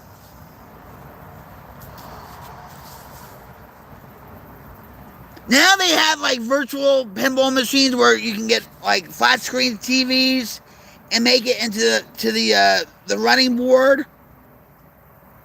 and all that. And I want the real deal.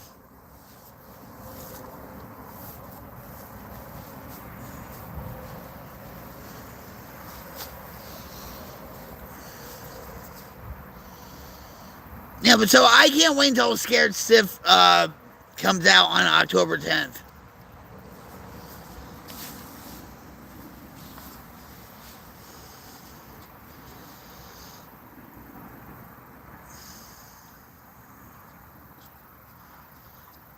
But arcades today, like Dave and Buster's, they're not like the arcades of you know, the 80s and stuff, because you know it's all about the tickets and all that crap, right?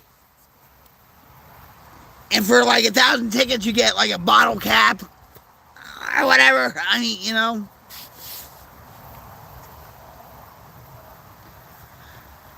All right, take care.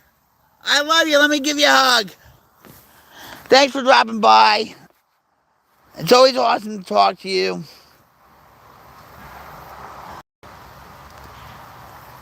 I love you. Enjoy dinner.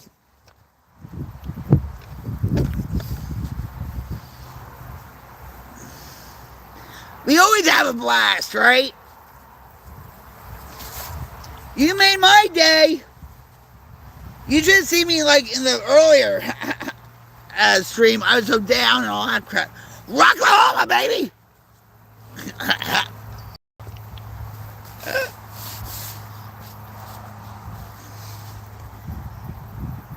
Yep. I'm hoping. And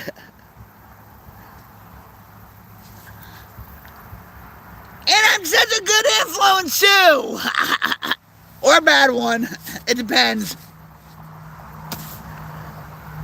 Rocklahoma all the way. We're going to make Rocklahoma a state.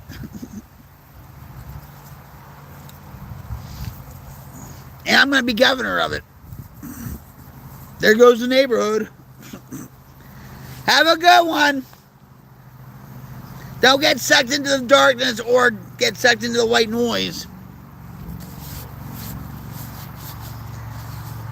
God forbid if I was in office. Oh, forget it. Hey, Marion Barry was in office. He was a crackhead. So why can't I? I mean, come on.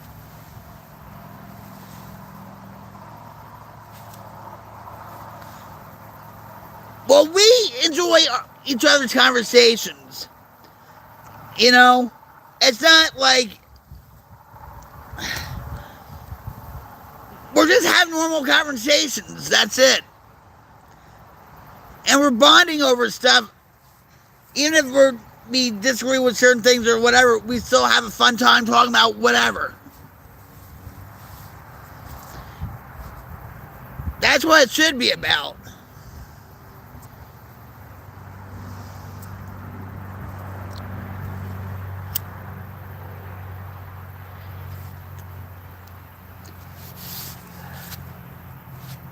Yeah, you made my day.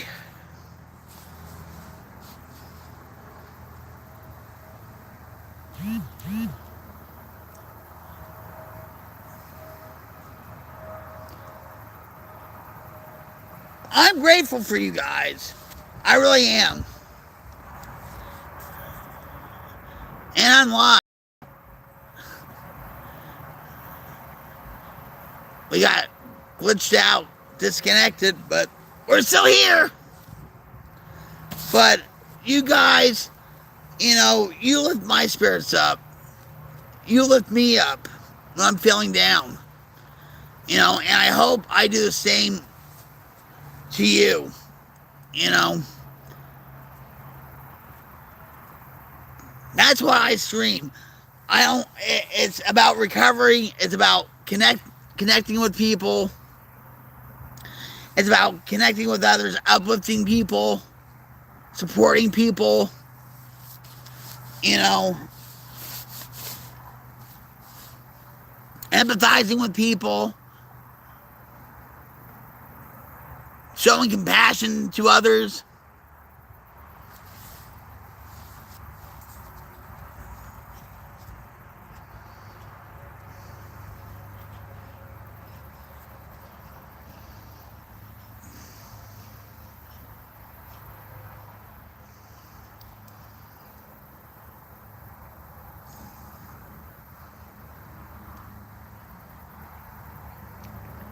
In all honesty, I don't think, you know, if we didn't have the internet, I don't think we would have these kind of problems. Yeah, we would have radio. And I hear a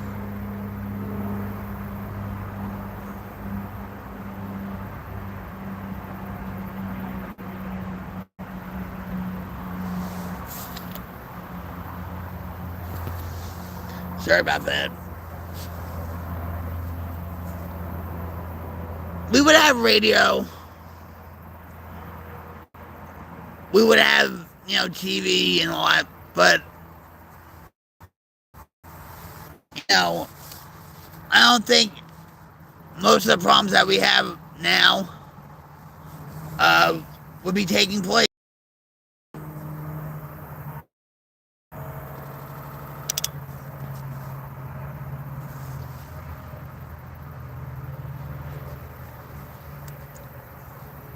I don't think we would.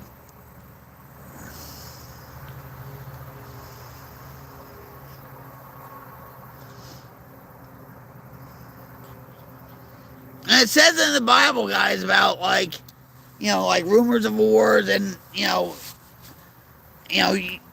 know if what you're seeing is real or not. They prophesied that 2,000 years ago. How will they know that? That was a warning.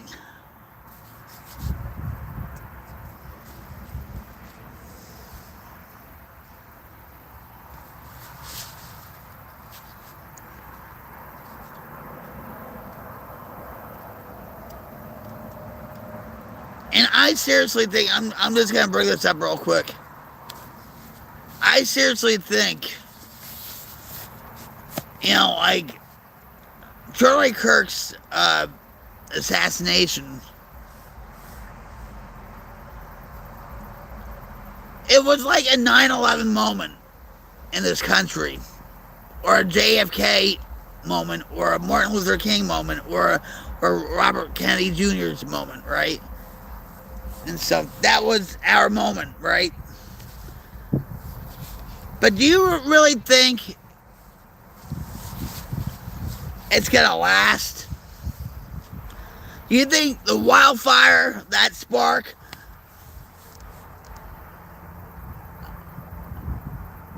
of truth is gonna grow and grow and grow and grow and spread like wildfire? I think it's gonna die out within 6 months to a year. And that's my opinion, guys. Because look what happened with 9/11. Everybody was like, nobody was Democrat, nobody was Republican, we all were Americans, right?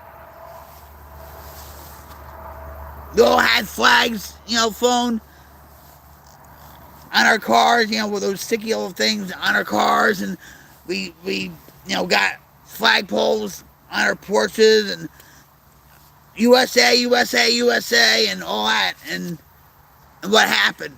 It just died out.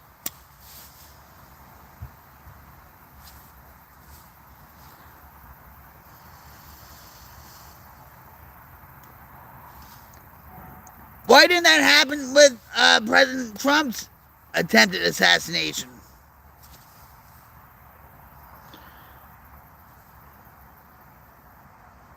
That should spark something.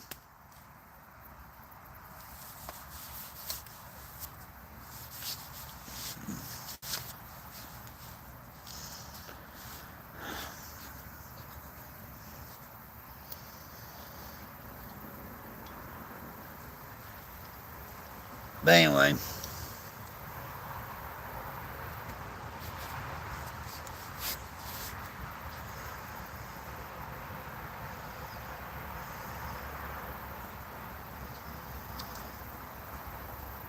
To me, I rather be told the truth, the brutal truth, than be lied to.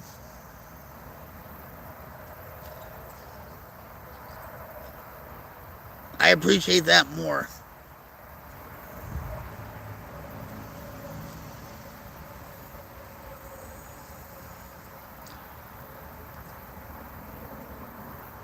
These kids today don't know what they're fighting for. It's all for clicks. Just like with these conspiracy theories about Charlie Kirk's assassination, about certain other issues in this country or around the world,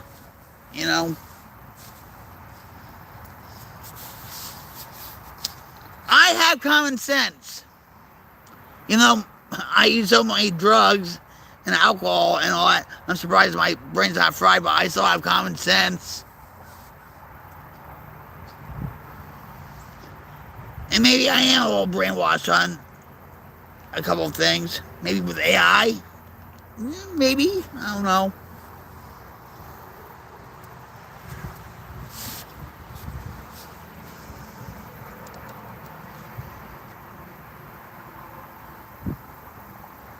I have something to tell you.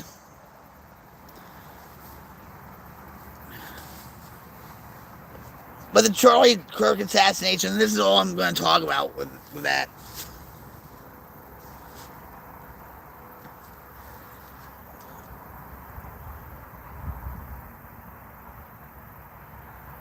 There was a video, I tell you guys to not get your news from Twitter, from Facebook, from YouTube, certain sources from YouTube or whatever, right? Or Reddit, whatever, right?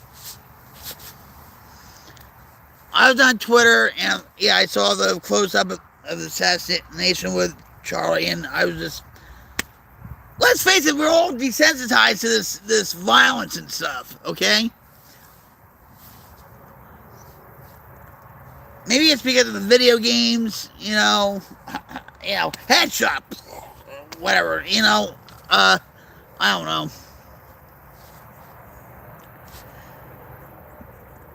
So this one guy or whatever, I don't know their name. I'm not gonna, let's say, oh, look at the guy in the white hat. He's doing baseball singles for the assassin. Now, I'll admit,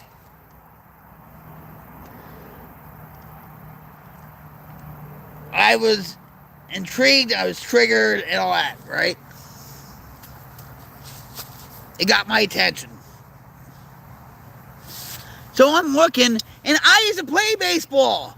I used to play in Little League Baseball in Denver, New Jersey. I was the first girl in 10 years to make it to the majors. I was the first girl to make it to the seniors. I was a big deal back then. And they were even, scouting me for the Babe Ruth League and all that stuff. Because that was my passion. Baseball. When I was growing up. So I'm looking at this, Twitter, and I'm looking at this clip, and, this guy in the white hat was doing this, and with a hat, and I'm like, oh my God! Yeah! So,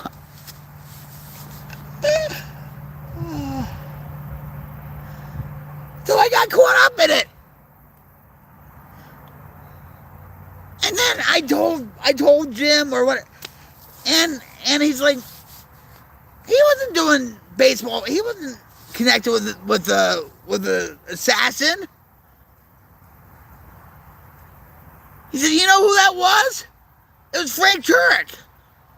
And I was like, what? And I was like, no way. So I got caught up in the bullshit and the white noise. I'm still fallible, guys. I'll admit it. I'll admit it.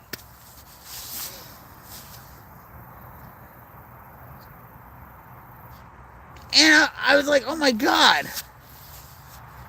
Here I'm telling people, get away from the white noise, don't listen to it, don't get sucked into the darkness, whatever. And here, with this one little clip, I'm like, oh,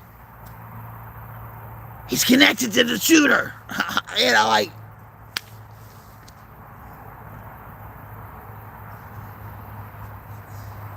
I still don't trust the FBI, though. I still don't trust them. Especially Kash Patel with his eyes. He looks like a freaking crackhead, tweaking or something like that. I still don't trust him. I don't trust Dan Bongino either. Okay? You can't have full trust in any government. You can't. Especially when it comes to that. But there was like 2,000 people in that crowd. You can't get away with anything anymore. Nothing. Everybody has a camera. Everybody's like Doc McGee with his 6-shooter. Like Billy the Kid. Here, You can't get away with nothing. And believe me, they will track everybody. They probably already have. And they'll question them. And I'll take the video. Or the SIM card or whatever, right?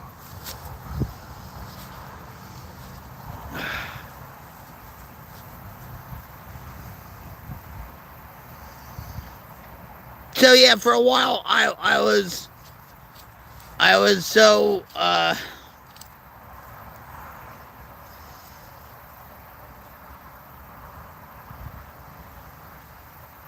glued to Charlie Kirk's assassination and all that. I wrote a song about him. Check it out on my YouTube channel. That was, you know.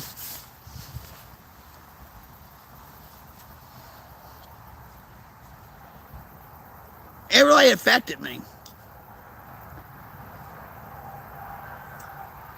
Just like it affected a lot of other people.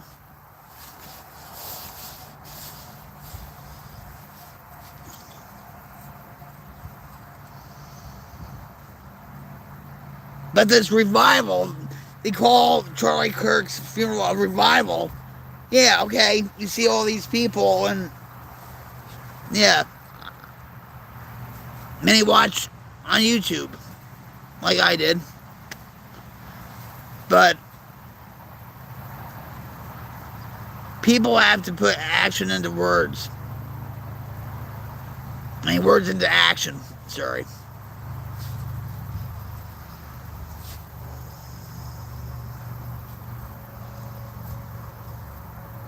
But I feel the same thing's going to happen like with 9/11. It's just going to just flicker out.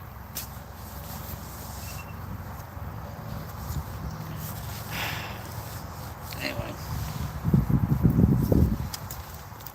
We have a little breeze going here. Nice.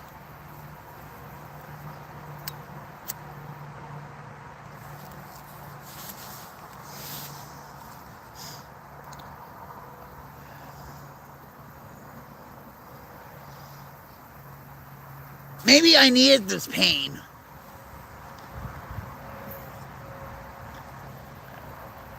To affect me. So I can just break away from all the bullshit from YouTube, from Twitter, from wherever else and stuff. Maybe it happened for a reason.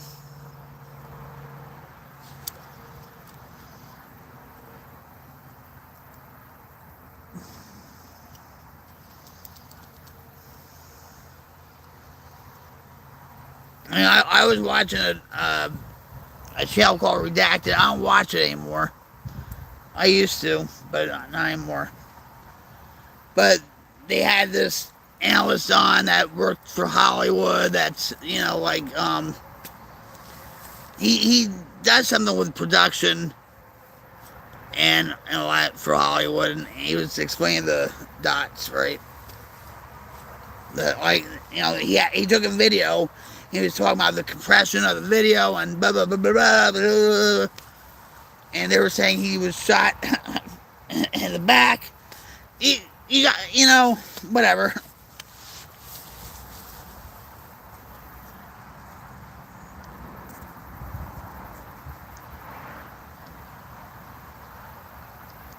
And they actually show the video. Again. But without the blood, you know, without the whatever, okay? But they were showing it. And this guy from Hollywood, whoever he was, what, you know, saying, oh, this is, you know, it's a straight line, and there's, you know, and whatever. You know? Is this guy trying to be a part of the trial for Tyler? Like an expert witness? Which expert witnesses, I could say something for $10,000 an hour about Tyler.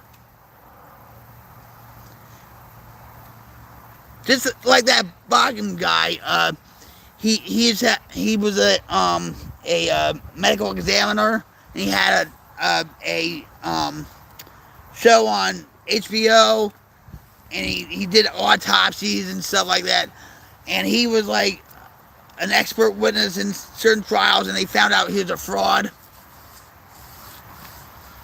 Okay, so hey, prosecutors, Utah, hey, if you want a witness, I'll be one. I'm going to cut the price down 50%.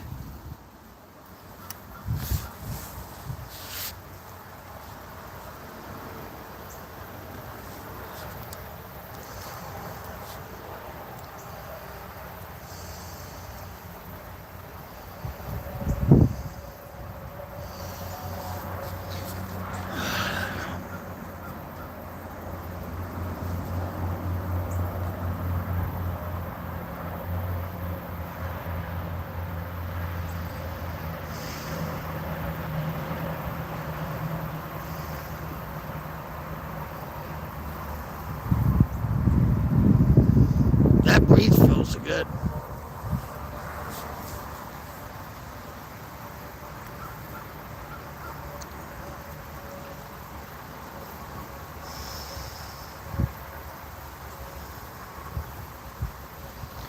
So anyway, guys,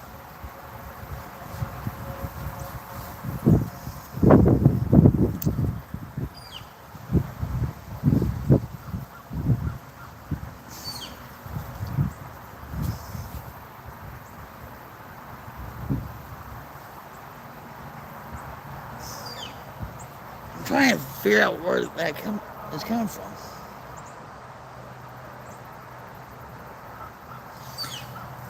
Every time I try to talk. But anyway, guys, I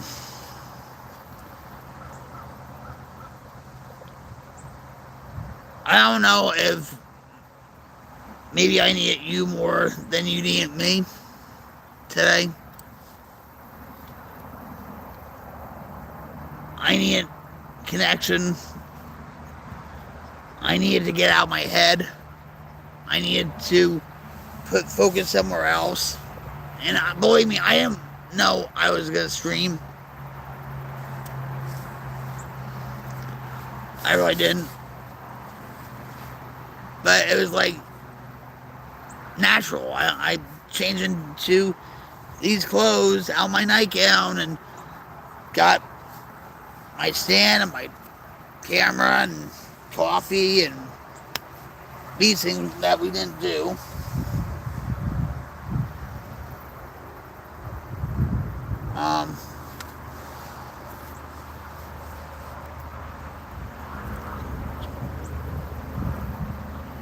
I needed it. I need you guys.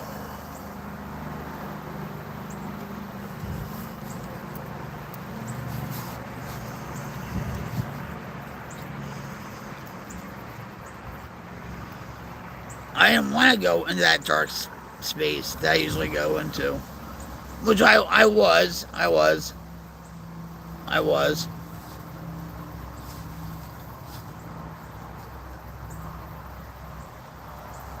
I want to show you how I get at times. And like I told you guys, with this channel, you're going to see the good, the bad, the ugly crying and insanity sometimes. You know?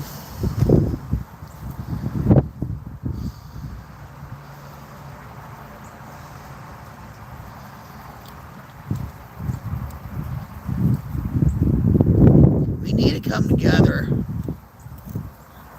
You know, and uplift each other, show compassion to each other, you know, throw away all the bullshit, like with the politics and the religion, and if it comes up, it comes up. You know, this is a channel where we talk about everything, you know, and a lot, but mostly it's about recovery, you know.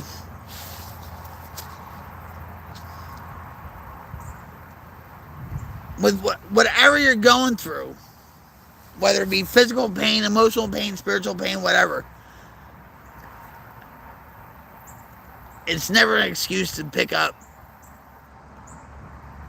It isn't, because it's going to make your problems a whole hell of a lot worse. I'm in a lot of pain. Am I thinking about picking up? No. I'm relying on God to give me some comfort and strength and wisdom to get through the stream and to get through the day.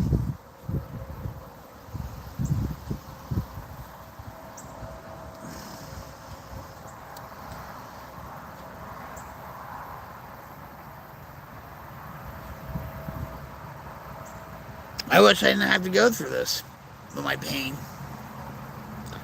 I wish none of you out there had to deal with addiction, alcoholism, porn addiction, gambling addiction, panic attacks, depression, whatever. That's what this channel is here for. I'm here for you guys, and I generally care about you guys, believe it or not. just take my hand. You need a lending hand, you need a helping hand. Grab it, and I'll go along with the journey on with you.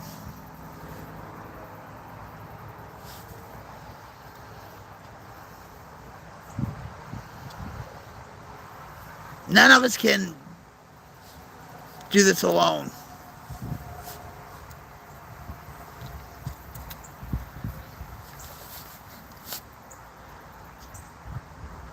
So anyway,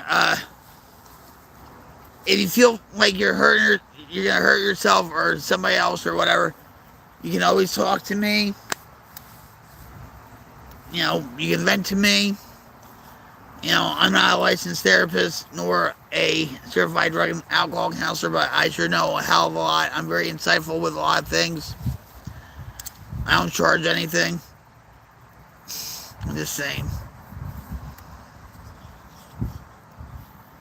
If not, pick up that phone, dial 988. Certified drug and alcohol counselors are on call 24/7, 7 days a week. And it's free and confidential for you. So with that, guys, have a good day. Spread the positivity. Be the light into the darkness. And with that, I'm Rocket Queen 71 coming at you live from my headquarters, and I'm signing off. Much love, guys. Positive vibes. Love you.